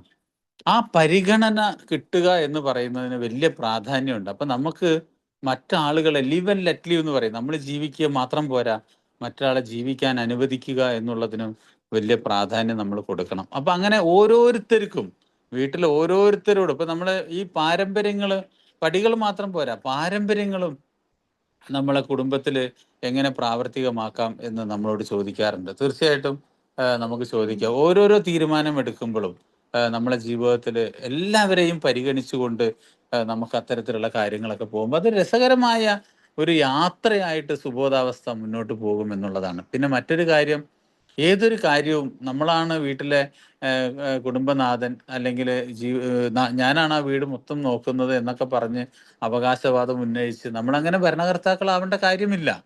വീട്ടുകാർക്ക് അവർക്കും അർഹിക്കുന്ന പ്രാധാന്യം അവർക്ക് കൊടുക്കണം. അപ്പൊ അതുകൊണ്ട് തന്നെ ആ പ്രാധാന്യം കൊടുത്ത് എല്ലാവരെയും ഒരുമിച്ച് നിർത്താൻ പറ്റുമ്പം അത് ഒരു ജീവിതത്തിലെ വിജയകരമായ ഒരു യാത്രയ്ക്ക് അത് തുടക്കമായി മാറും. ഇതേ കാര്യം തന്നെ നമുക്ക് എന്തുകൊണ്ട് നമ്മുടെ തൊഴിലിടങ്ങളിൽ നമുക്കിത് പാലിച്ചുകൂടാ? ഇപ്പൊ ഒന്നും വേണ്ട, എയിൽ വന്നു, ഞാൻ സുബോധവാനായി, തുടങ്ങി ഇയാൾ മീറ്റിങ്ങിന് പോകാൻ തുടങ്ങി, ഫുൾ ടൈം മീറ്റിങ്ങിന്. പണ്ടാണെങ്കിലോ ഇപ്പോഴാണെങ്കിലും മീറ്റിംഗ്.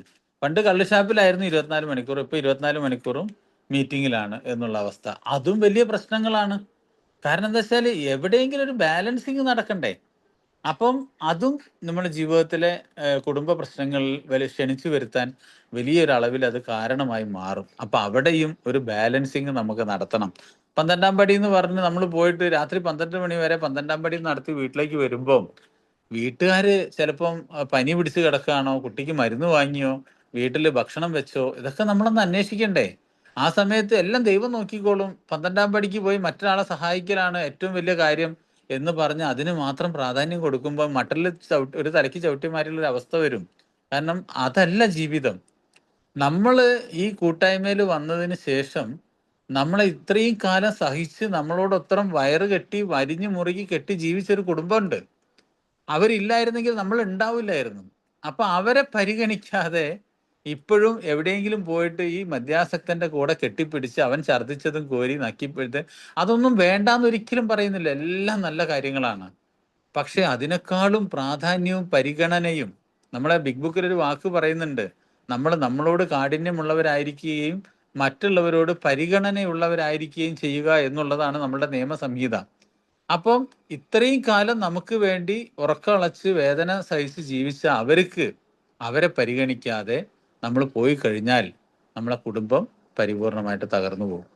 അപ്പോൾ എല്ലാത്തിനും കറിയിൽ ഉപ്പിടേണ്ട സ്ഥലത്ത് ഉപ്പിടണം, മുളകിടേണ്ട സ്ഥലത്ത് മുളകിടണം. എല്ലാത്തിനും അതിൻ്റെതായ അളവിൽ നമ്മൾ കൈകാര്യം ചെയ്യാൻ പറ്റുന്ന ഒരു മാറിയ മനോഭാവം സൃഷ്ടിച്ചെടുക്കാൻ ആൽക്കോളിക് അനോണിമസിന്റെ പ്രോഗ്രാം, അവിടെയാണ് 12 പടികളുടെ പ്രോഗ്രാമിന്റെ ഒക്കെ ഒരു ആവശ്യം. നമുക്കിവിടെ വളരെ കൃത്യമായിട്ടൊരു കാര്യം നിങ്ങൾ മറന്നു പോകരുത്. ഒരു സ്പോൺസർ എന്ന് പറയുന്നത് വളരെ നിർബന്ധമായ ഒരു കാര്യമാണ്. യാതൊരു സംശയവുമില്ല. എയിൽ പല കാര്യങ്ങളും നമ്മൾ കേൾക്കും. ഒന്നിനും നിർബന്ധമില്ല, മസ്റ്റുകളില്ല എന്നൊക്കെ നമ്മൾ കേൾക്കും.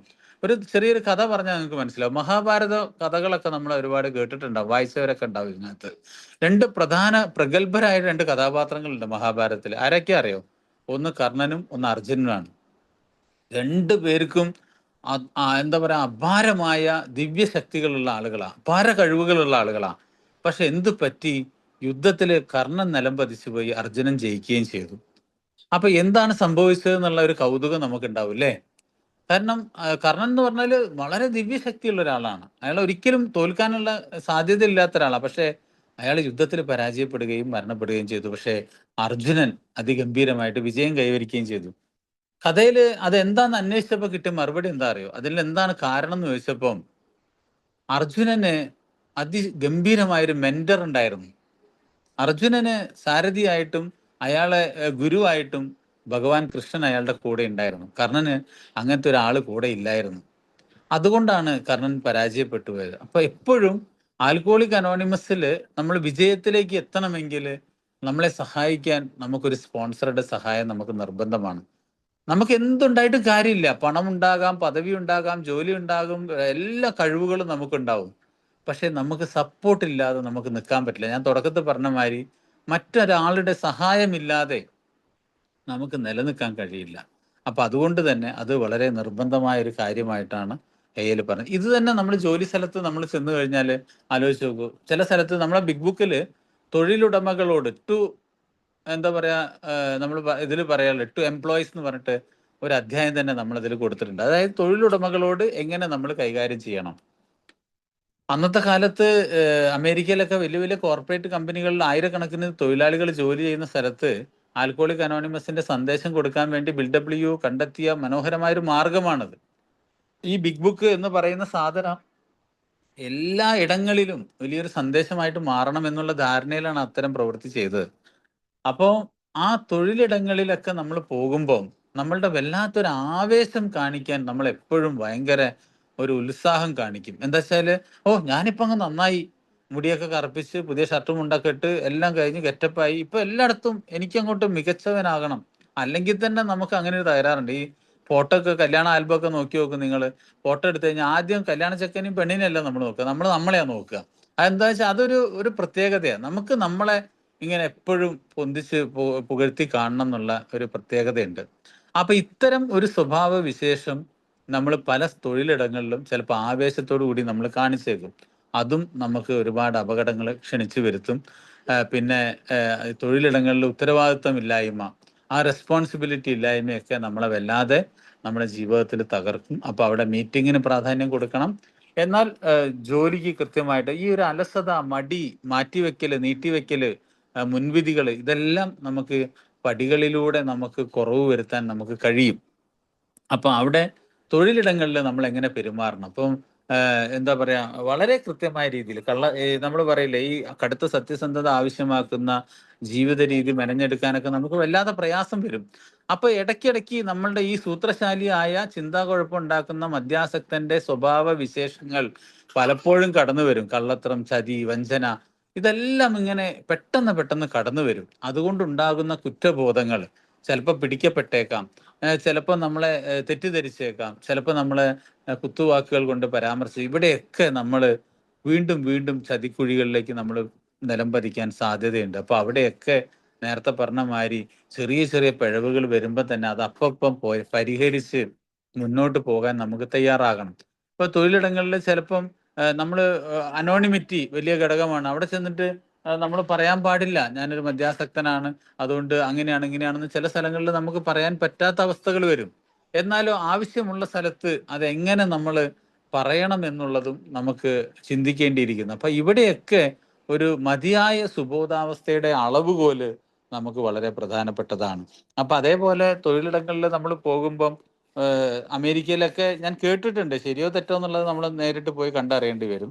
അവിടെയൊക്കെ വലിയ വലിയ കോർപ്പറേറ്റ് കമ്പനിയിൽ ഇന്റർവ്യൂ ഒക്കെ നടത്തുമ്പം അവരവരുടെ ഡാറ്റ അല്ലെങ്കിൽ അവരുടെ എന്താ പറയുക നമ്മളുടെ ബയോഡാറ്റയൊക്കെ ഫില്ലപ്പ് ചെയ്ത് കൊടുക്കുമ്പോൾ പറയും ഞാൻ ആൽക്കഹോളിക് അനോണിമസിലെ ഒരു അംഗമാണ്, 5 വർഷമായിട്ട് ഞാൻ സോബറാണെന്ന് പറയുമ്പം അവർ പ്രത്യേക പരിഗണന കൊടുക്കുന്നു എന്നുള്ളതാണ്. കാരണം അവരൊരു മെമ്പർ ആണെന്ന് പറയുമ്പോൾ അതിന് സമൂഹം നൽകുന്ന വലിയൊരു മതിപ്പുണ്ട്. പക്ഷെ അത് എന്തുകൊണ്ട് കിട്ടുന്നതാണ്? ആ പ്രോഗ്രാമിനുള്ള ഒരു ക്രെഡിബിലിറ്റിയാണ്. അപ്പൊ അതേപോലെ നമ്മൾ ഇവിടെ നമ്മളുടെ ജോലി സ്ഥലങ്ങളിലൊക്കെ ഇപ്പോൾ എനിക്കറിയാം, നമ്മളൊരു സുഹൃത്തുണ്ട്, അയാളിപ്പോൾ 25 കൊല്ലത്തിലധികം സോബറാണ്.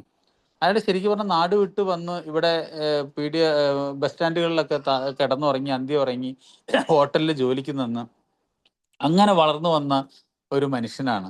അയാൾ ഇന്ന് അറിയപ്പെടുന്ന വളരെ പ്രഗത്ഭനായ ഒരു മനുഷ്യനായിട്ട് അയാളിവിടെ മാറി. വലിയ ഒരു ഹോട്ടലിലെ വളരെ പേര് കേട്ട പദവിയിൽ അയാൾ എത്തിയ ഒരു അവസ്ഥയിലാണ് ഉള്ളത്. ഇപ്പം അയാൾ കുടുംബമായി, മക്കളായി, ഒക്കെ നല്ല നല്ല വീട്, കാറ്, ചുറ്റുപാടുകൾ എല്ലാമായി അതിഗംഭീരമായിട്ട് അയാൾ മുന്നോട്ട് പോകുന്നുണ്ട്. അപ്പം ഞാൻ പറഞ്ഞു വന്നത് എന്താ വെച്ചാൽ, ഇപ്പോഴും അയാളുടെ ബോസിന് ഇയാൾക്കൊരു പനി വന്നു എന്ന് പറഞ്ഞാൽ ബോസ് ആദ്യം വിളിക്കും, നീ ഡോക്ടറെ അടുത്ത് പോയി കാണിച്ചിട്ട് വന്നാൽ മതി എന്ന് പറയുന്ന അത്ര വിശ്വാസ്യതയിലേക്ക് അവരുമായിട്ടുള്ള ബന്ധം തൊഴിലിടത്തിൽ അയാൾക്ക് വളർത്തിയെടുക്കാൻ പറ്റി. ഇപ്പൊ ഇത് ഒരാളുടെ കഥയല്ല ഞാൻ പറയുന്നത്, ഇത്തരത്തിൽ ധാരാളം ആളുകൾ നമ്മളുടെ ഇടയിൽ മാതൃകാപരമായിട്ട് ജീവിക്കുന്നത് നമ്മൾ കണ്ടിട്ടുണ്ട്. അപ്പം ആൽക്കഹോളിക് അനോണിമസിൽ നമ്മുടെ ജോലി സ്ഥലങ്ങളിൽ എങ്ങനെ പെരുമാറണം, നമ്മളെ പെരുമാറ്റം എങ്ങനെ ആയിരിക്കണം എന്നുള്ളതൊക്കെ നമുക്ക് വളരെ ഇതില് നമുക്ക് കൈകാര്യം ചെയ്യാൻ പറ്റും. ഇത് വലിയൊരു യൂണിവേഴ്സിറ്റിയാണ്, സാധാരണ ഒരു ഇതല്ല. നമുക്ക് എല്ലാ കാര്യങ്ങളും ഇവിടുന്ന് പഠിച്ചെടുക്കാൻ പറ്റും.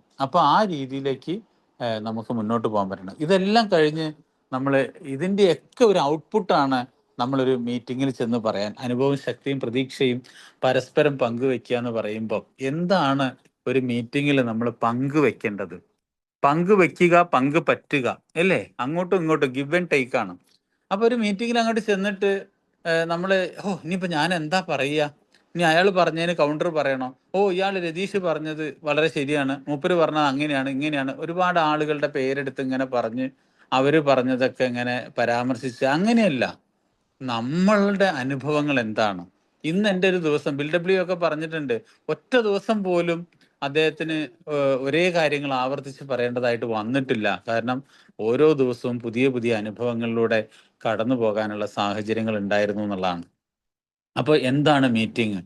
മീറ്റിങ്ങിൽ നമ്മൾ പ്രയർ ടു പ്രയർ എന്ന് പറയില്ലേ, ഒരു പ്രാർത്ഥനയ്ക്ക് മുമ്പ് എത്തി ഒരു പ്രാർത്ഥന ചെയ്ത് നമ്മൾ തിരിച്ചു വരുന്ന ഒരു മീറ്റിങ്ങിന്റെ ആ സമയത്ത് ഒരു മെഡിറ്റേഷൻ ടൈമിംഗ് ആണ്. നമുക്ക് ആ സമയത്ത് നമുക്ക് പ്രത്യേകിച്ച് ഒന്നും ചെയ്യാനില്ല.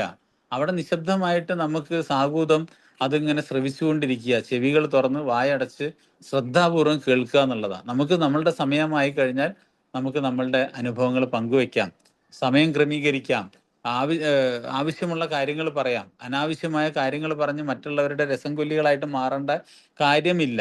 അപ്പൊ അങ്ങനെ ഒരുപാട് കാര്യങ്ങൾ നമുക്ക് അവിടെ പരിഗണിക്കേണ്ടി വരും, അല്ലെങ്കിൽ ശ്രദ്ധിക്കേണ്ടി വരും. പിന്നെ ഏറ്റവും പ്രധാനം, ഇപ്പൊ നമ്മളെ പഴമക്കാരൊക്കെ പറഞ്ഞിട്ടുള്ള ചില വാക്കുകൾ എൻ്റെ സ്പോൺസറൊക്കെ എപ്പോഴും പറയും, 1 മണിക്കൂറോ 1.5 മണിക്കൂറോ ഉള്ളൊരു മീറ്റിങ്ങിൽ നിശബ്ദമായിട്ട് ആ ശ്രദ്ധാപൂർവം നമുക്ക് ഇരിക്കാൻ പറ്റിയിട്ടുണ്ടെങ്കിൽ അതിലും വലിയൊരു 12 പടി പരിശീലനങ്ങൾ വേറെ ഒന്നുമില്ല. അത് വളരെ മികച്ച ഒരു റിസൾട്ടാണ് നമുക്ക് ഉണ്ടാക്കി തരിക. കാരണം നമ്മൾ നമ്മളെ തന്നെ ശ്രദ്ധിച്ചാൽ മതി. നമുക്കൊരു 5 മിനിറ്റോ 10 മിനിറ്റോ ഒന്ന് സൈലന്റ് ആയിട്ട് ഇരിക്കാൻ പറ്റുന്നുണ്ടോ? ഇല്ല എന്നാണ് ഉത്തരമെങ്കിൽ നമ്മൾ ശ്രദ്ധിക്കേണ്ടിയിരിക്കുന്നു. കാരണം നമ്മളിങ്ങനെ വെറുതെ കൊതു കടിക്കുന്ന മാതിരി ഇങ്ങനെ, പണ്ട് കുഞ്ഞുണ്ണി മാഷ് പറഞ്ഞൊരു കവിതയുണ്ട്, എന്താ പറയാ, കഞ്ഞി കുടിക്കാൻ അറിയാമോ, ചോറ് വിളമ്പാൻ അറിയാമോ, കൊതുകിന്റെയും മൂട്ടയുടെയും കടി കൊണ്ട് കട്ടിലിൽ കിടന്നുറങ്ങാൻ കഴിയാമോ എന്ന്. അതായത് നമ്മളെ വീട്ടിലൊരു ഇത്തിരി കഞ്ഞി ഉണ്ടാവുകയുള്ളൂ. ആ കഞ്ഞി അവിടെ ഉള്ള സമയത്ത് ആരെങ്കിലും ഒരു അതിഥി വീട്ടിൽ വന്നു കഴിഞ്ഞാൽ ആ കഞ്ഞിയിലെ വെള്ളം മാത്രം കുടിച്ചിട്ട് ആ വരുന്ന വറ്റ് ചോറായിട്ട് മറ്റൊരാൾക്ക് വിളമ്പി കൊടുക്കാൻ പറ്റുന്ന ഒരു മാനസികാവസ്ഥ നിങ്ങളിലുണ്ടോ? ഈ കട്ടിലിൽ കിടക്കുമ്പോൾ മൂട്ടയും കൊതുകൊക്കെ കടിക്കുക എന്ന് പറയുന്നത് അസ്വസ്ഥതകളാണ് നമ്മളെ അലട്ടിക്കൊണ്ടിരിക്കുന്നത്. ആ അസ്വസ്ഥതകളെ ക്ഷമാപൂർവ്വം ഉൾക്കൊണ്ടുകൊണ്ട് മനസമാധാനത്തോടു കൂടി അതിജീവിക്കാൻ നമുക്ക് കഴിയുന്നുണ്ടോ? ഇതൊക്കെയാണ് നമ്മളുടെ മഹാത്മാക്കൾ നമ്മളോട് ചോദിച്ച വലിയ വലിയ ചോദ്യങ്ങൾ. അപ്പൊ ഇതിനൊക്കെ ആൽക്കോളിക് അനോണിമസ് നമുക്ക് ഉത്തരം തരുന്നുണ്ട്. അപ്പൊ ഇത്തരത്തിലുള്ള രീതിയിൽ ഇപ്പൊ ഒരു മീറ്റിങ്ങിൽ ചെന്നാല് എല്ലാ സ്ഥലത്തും ചെന്ന് നമ്മൾ അഭിപ്രായ പ്രകടനങ്ങൾ നടത്താറുണ്ട്. ഞാനും നടത്താറുണ്ട്, ചെയ്തിട്ടുണ്ട് ഇഷ്ടം പോലെ. പക്ഷെ തിരിച്ചറിയണം, തെറ്റുകൾ സംഭവിക്കും, പക്ഷെ ആവർത്തിക്കാതിരിക്കുക എന്നുള്ളത് വളരെ പ്രധാനപ്പെട്ട ഒരു കാര്യമാണ്. അപ്പൊ ഒരു മീറ്റിംഗ് എന്ന് പറയുമ്പോൾ ആ മീറ്റിംഗ് എന്തിനുള്ളതാണ്? നമ്മളുടെ ജീവനും ജീവിതവും നീട്ടിത്തരുന്ന ഒരു ഇടമാണ്. ഒരു മെഡിക്കൽ കോളേജിന് നൽകാൻ പറ്റാത്ത പ്രതീക്ഷ നൽകുന്ന ഒരു ഇടമാണ് ആൽക്കോളിക് അനോണിമസ്. അവിടെ ചിലപ്പോൾ പുതുമക്കാരനുണ്ടാകും. നമ്മൾ കാണിക്കുന്ന ചെറിയൊരു പിഴവ് പോലും മറ്റൊരാളുടെ ജീവൻ മരണ പോരാട്ടത്തിന് ചിലപ്പം അത് തടസ്സമായിട്ട് അല്ലെങ്കിൽ അതിന് ഇടപെടലായിട്ട് അത് മാറും. അപ്പൊ അവിടെ നമ്മൾ വളരെ ശ്രദ്ധ വേണം. ശ്രദ്ധ എന്ന് പറഞ്ഞാൽ അതീവ ശ്രദ്ധ. അവിടെയാണ് നമ്മളൊരു ന്യൂ കമർ വരുമ്പം നമ്മൾ പറയില്ലേ, ഒരു VIP ഉണ്ട് നമ്മളുടെ മീറ്റിങ്ങിൽ. എന്താ VIP? അയാൾ VIP എന്ന് പറഞ്ഞാൽ അയാളെ എടുത്ത് തട്ടിന്റെ മുകളിൽ കയറ്റി നിർത്തണമെന്നോ അല്ലെ അയാൾക്ക് മാലയിട്ട് അയാളെ സ്വീകരിക്കണം എന്നൊന്നുമല്ല. അയാൾക്കൊരു ബുദ്ധിമുട്ടുണ്ടാക്കരുത് ദയവ് ചെയ്തിട്ട്. അയാൾ വെരി ഇമ്പോർട്ടൻറ്റ് പേഴ്സൺ ആണ്. അയാളുടെ ശ്രദ്ധ തെറ്റിക്കാത്ത രീതിയിൽ നിങ്ങൾ പെരുമാറണം. അത് നമ്മളെല്ലാവരും വിജിലന്റ് ആയിരിക്കണം എന്നുള്ള ആഹ്വാനമാണ് ഒരു VIP അവിടെ ഉണ്ട് എന്നുള്ള പരിഗണന നമ്മൾ കൊടുക്കുന്നത്. അല്ലാതെ അയാൾ VIP ആണ്, ഒരു ഗോപാലൻ വന്നിക്കണ്, എല്ലാവരും അയാൾക്ക് വേണ്ടി പ്രാർത്ഥിക്കണം, അയാൾ അങ്ങനെയല്ല. അയാളെ കൊല്ലാതിരിക്കുകയാണ് നമ്മൾ ചെയ്യേണ്ടത്. അപ്പൊ അത്തരത്തിലുള്ള കാര്യങ്ങളൊക്കെ നമ്മൾ ശ്രദ്ധിക്കണം. അങ്ങനെ ഓരോ കാര്യങ്ങളും നമ്മളെ ഹോം ഗ്രൂപ്പ് ഉണ്ടായിരിക്കുക. ഒരു മീറ്റിംഗ് ആണെന്ന് പറഞ്ഞിട്ട് എല്ലാ മീറ്റിങ്ങിലും കയറിയിട്ട് നമ്മളിങ്ങനെ എന്താ പറയാ ജഗപൊക ഉണ്ടാക്കലല്ല നമ്മളെ പരിപാടി. നമ്മളെ പരിപാടി എന്താ? നമ്മളൊരു വിവേകത്തോടു കൂടി അവിടെ വേർതിരിച്ചറിയാനുള്ള വിവേകം നമ്മൾ വേണം. വികാരം കൊണ്ടല്ല നമ്മൾ തീരുമാനം എടുക്കേണ്ടത്, വിവേകത്തോടു കൂടിയാണ് നമ്മൾ തീരുമാനം എടുക്കേണ്ടത് എന്നുള്ളത് നമ്മൾ ശ്രദ്ധിക്കണം. ഒരാൾ എന്തെങ്കിലും പറഞ്ഞു, പണ്ടൊരു വീട്ടിൽ ആ ഒരു ഡൈനിങ് ടേബിളിൽ രണ്ട് മക്കൾ ഇങ്ങനെ ഭക്ഷണം വിളമ്പി കൊടുക്കുക അമ്മ. ഒരു മോൻ എന്തോ പറഞ്ഞ് മറ്റേ മോൻ അതിനേക്കാൾ എന്തോ എതിർത്ത് പറഞ്ഞു. രണ്ടുപേരും അങ്ങോട്ടായി ഇങ്ങോട്ടായി അടിയായി കച്ചറയായി ബഹളായി. രണ്ടുപേരും പറഞ്ഞ് ഞങ്ങൾക്ക് ഭക്ഷണം വേണ്ട. ഒരുത്തൻ വലിച്ചെറിഞ്ഞ് മറ്റവനും വലിച്ചെറിഞ്ഞ് രണ്ടാൾ ദൂരെ പോയി. ഈ അമ്മ എന്ത് ചെയ്യും? പിറ്റേ ദിവസം ഈ ഭക്ഷണമൊക്കെ വാരി കെട്ടി വല്ല പശുവിന്റെ കാടി വെള്ളത്തിലോ എന്തെങ്കിലും ഇട്ട് അത് അങ്ങോട്ട് കളയും.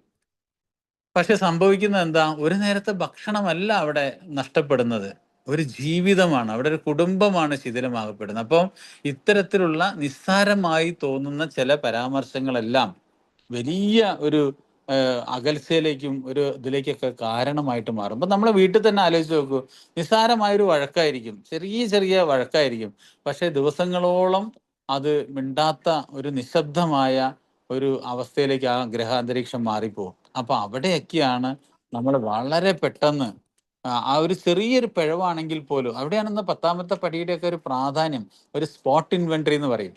അതാത് സമയത്ത് തന്നെ നമ്മൾ അതിനെക്കുറിച്ചുള്ള വിലയിരുത്തലുകൾ നടത്തണം. ഒരു ഹോം ഗ്രൂപ്പ് ഉണ്ടാവുക എന്ന് പറയുന്നത് വളരെ പ്രധാനപ്പെട്ട ഒരു കാര്യം. എന്താണ് ഹോം ഗ്രൂപ്പ്?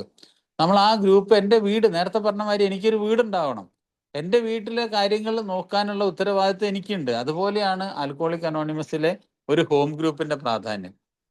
ആ ഹോം ഗ്രൂപ്പ് ഉണ്ടാവുക എന്ന് പറഞ്ഞാൽ ആ മീറ്റിങ്ങിന്റെ എല്ലാ കാര്യങ്ങളിലും ഒരു ഭാഗമായിട്ട് ഞാൻ മാറണം. അവിടെ വെളിച്ചമില്ല, അവിടെ വാടക കൊടുത്തിട്ടില്ല, അല്ലെങ്കിൽ സ്കൂൾ തുറക്കാൻ പറ്റിയില്ല, മറ്റുള്ള എന്തെങ്കിലും പ്രശ്നങ്ങൾ പറ്റി, ചായ, ഇതെല്ലാം അതിൻ്റെ വാർഷികങ്ങൾ, പുതുമക്കാർ വരുന്ന കാര്യങ്ങൾ, ഇങ്ങനെ ഇന്റർഗ്രൂപ്പിന്റെ കാര്യങ്ങൾ, സർവീസിന്റെ കാര്യങ്ങൾ, ഇതിലെല്ലാം വളരെ വലിയൊരു ഭാഗമായിട്ട് ഞാൻ മാറണം. അപ്പൊ അത്തരത്തിലുള്ള ഒരു ഇടപെടൽ നടത്താൻ എനിക്ക് കഴിയണം. അല്ലാതെ എല്ലാ മീറ്റിങ്ങിലും ചെന്നിട്ട് അല്ല അതങ്ങനെയല്ല, ഈ സെക്രട്ടറി ശരിയല്ല, മറ്റേ ശരിയല്ല പറഞ്ഞിട്ട് അവിടെ കിടന്ന് വേളം ഉണ്ടാക്കലല്ല. അത് അവർക്ക് വിട്ടുകൊടുക്കുക. ആഴ്ചയ്ക്ക് ഒരു ദിവസം നിങ്ങൾ കൃത്യമായ രീതിയിൽ കൂടുതൽ സമയം നിങ്ങൾ അതിനു വേണ്ടി ചെലവഴിക്കാൻ നിങ്ങൾ തയ്യാറാവുക എന്നുള്ളതാണ് ഹോം ഗ്രൂപ്പിന്റെ ഏറ്റവും പ്രധാനം. അവിടെ വരുന്ന നവാഗതന് കൊടുക്കാൻ ലിറ്ററേച്ചറുകൾ ഉണ്ടോ? ആ മീറ്റിംഗ് നല്ല രീതിയിൽ പ്രൊഡക്റ്റീവ് ആയിട്ടുള്ള ഗുണകരമായ രീതിയിൽ പ്രവർത്തിക്കുന്നതിന് എന്തെങ്കിലും തടസ്സമുണ്ടോ? അവിടെ എല്ലാം നമുക്ക് ഇടപെടാൻ നമുക്ക് കഴിയണം. അപ്പൊ അങ്ങനെ ഒരു മീറ്റിങ്ങിൽ എന്ത് പറയണം എന്നുള്ളത് പോലും നമുക്ക് നമ്മൾ പറയില്ല എപ്പോഴും അനുഭവങ്ങളും ദുരനുഭവങ്ങളും ഉണ്ട്. അനുഭവങ്ങളും ശക്തിയും പ്രതീക്ഷയും പങ്കുവെക്കുക എന്നാണ് നമ്മളോട് പറയാം. പക്ഷെ നമ്മൾ പലപ്പോഴും ഈ ദുരനുഭവങ്ങൾ 90% നമ്മൾ കുടിച്ച കഥകളും വീണ കഥകളും പൊട്ടിയ കഥകളും ഇതെല്ലാം പറഞ്ഞ് അവസാനം മാത്രം ഒരു പേരിന് ശക്തിയും പ്രതീക്ഷയും ഇങ്ങനെ അടിച്ചു വിടുന്ന ഒരു പരിപാടി അതല്ല. ഒരു മീറ്റിങ്ങിൽ ചിലപ്പോൾ 10 പേരുണ്ടാവും. ഒരു നവാഗതൻ ഉണ്ടായിരിക്കാം. ചിലപ്പോൾ അധ്യക്ഷൻ പറയും, ഇന്നൊരു നമ്മളെ കൂട്ടായ്മയിൽ ഒരു നവാഗതനുണ്ട്. ശരി, ആരെങ്കിലും ഒന്ന് മുന്നോട്ട് വന്നിട്ട് അയാൾ ചിലപ്പോൾ നവാഗതന് വേണ്ട ആ ഒരു അനുഭവങ്ങളൊക്കെ പറയും. ഈ 10 പേരും വന്നിട്ട് ഈ കുടിച്ച കഥകൾ നവാഗതന് വേണ്ടി പറഞ്ഞു കഴിഞ്ഞാൽ അവിടെ മറ്റുള്ള ആളുകൾക്കും ജീവിക്കണ്ടേ? അവിടെ 10 കൊല്ലക്കാരനും 5 കൊല്ലക്കാരനൊക്കെ അവിടെ ഉണ്ടാവും. അവരും നവാഗതനെ പോലെ വൈകാരികമായ പ്രശ്നങ്ങളുള്ളവരാണ്. 10 കൊല്ലം കുടിക്കാതിരുന്നു എന്നുള്ളത് കൊണ്ട് അയാളുടെ കുടി പ്രശ്നം മാറി എന്ന് ചിന്തിക്കാൻ പറ്റുമോ നമുക്ക്? ഒരിക്കലും പറ്റൂല. അപ്പൊ അവിടെ എല്ലാത്തിനും അതിൻ്റെതായ ഒരു താളത്തിൽ ഇത് സഞ്ചരിക്കണം. ആ താളം അതിന് നഷ്ടപ്പെട്ടു പോയി കഴിഞ്ഞാൽ എന്ത് സംഭവിക്കും? നമ്മളുടെ കൂട്ടായ്മയുടെ ഐക്യം തകരും. ഐക്യം തകർന്നാൽ എന്താണ് സംഭവിക്കുക? കൂട്ടായ്മയിലെ വ്യക്തിപരമായ മോചനം സാധ്യമാവില്ല, വ്യക്തി മരിക്കും. അപ്പൊ ഇത്തരത്തിലുള്ള കാര്യങ്ങളൊക്കെ നമ്മൾ പരിഗണിച്ചിട്ട് വേണം ഒരു മീറ്റിങ്ങിൽ നമ്മൾ പെരുമാറാൻ. ഈ മീറ്റിങ്ങിൽ പെരുമാറുന്ന കാര്യങ്ങൾ ഇപ്പൊ ഞാൻ പറയാണ്, നമ്മൾ വീട്ടിൽ നിന്നും നാട്ടിൽ നിന്നും എല്ലാത്തുനിന്നും ഒളിച്ചോടി നമുക്ക് നല്ല സുഖമാണല്ലോ. മദ്യാസക്തന്റെ കൂടെ രാവും പകലും നടക്കുക, എന്നിട്ട് അവനോട് കുറെ കാര്യങ്ങൾ പറയുക, നമുക്ക് നല്ല രസമാണ്. കാരണം നമ്മൾ കുടിക്കുകയൊന്നുമില്ല, നമ്മളെ എല്ലാ പ്രശ്നങ്ങളും തീരുകയും ചെയ്യും. പക്ഷെ ഇത് കഴിഞ്ഞാൽ വരേണ്ട സ്ഥലം എവിടെയാ? നമ്മളെ കുടുംബത്തിലും ജോലി സ്ഥലത്തും സമൂഹത്തിലുമാണ് നമ്മൾ പോകേണ്ടത്. അവിടെ നമ്മൾ വീണ്ടും അസ്വസ്ഥരാകുകയാണെങ്കിൽ എന്തോ ഒരു തകരാറ് ആ മീറ്റിങ്ങിനുണ്ടല്ലോ. അല്ലെങ്കിൽ എൻ്റെ ജീവിതത്തിൽ എൻ്റെ പ്രോഗ്രാമിന് എന്തോ ഞാൻ ജീവിതത്തിൽ എനിക്ക് പ്രശ്നങ്ങൾ ഉണ്ടല്ലോ, അത് യാഥാർത്ഥ്യമാവാത്തതിൻ്റെ. അപ്പം ഈ ഇത്തരം ഒളിച്ചുകളിയും കള്ളക്കളിയും ഒന്നും ഒരുപാട് കാലം നമുക്ക് കൊണ്ടു നടക്കാൻ കഴിയില്ല.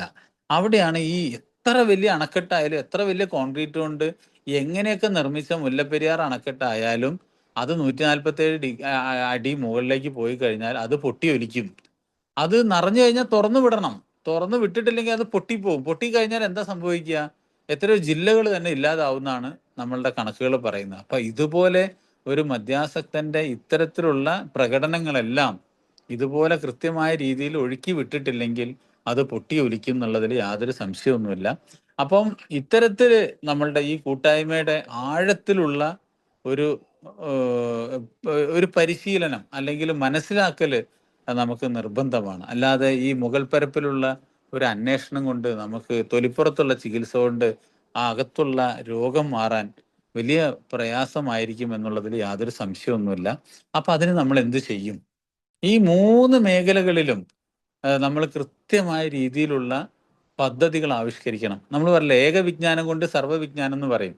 ഒറ്റ വെടിക്ക് 3 പക്ഷി എന്ന് പറയുന്ന പോലെ ആത്മീയ രോഗം ഞങ്ങൾ തരണം ചെയ്തപ്പോൾ ശാരീരികമായിട്ടും മാനസികമായിട്ടും ഭൗതികമായിട്ടും ഞങ്ങൾ വളർന്നു എന്നാണ് ബിഗ് ബുക്കിൽ പറഞ്ഞു. എന്താണ് നമ്മളുടെ ആത്മീയ രോഗം? ഞങ്ങളുടെ മനോഭാവമായിരുന്നു ഞങ്ങളുടെ പ്രശ്നം.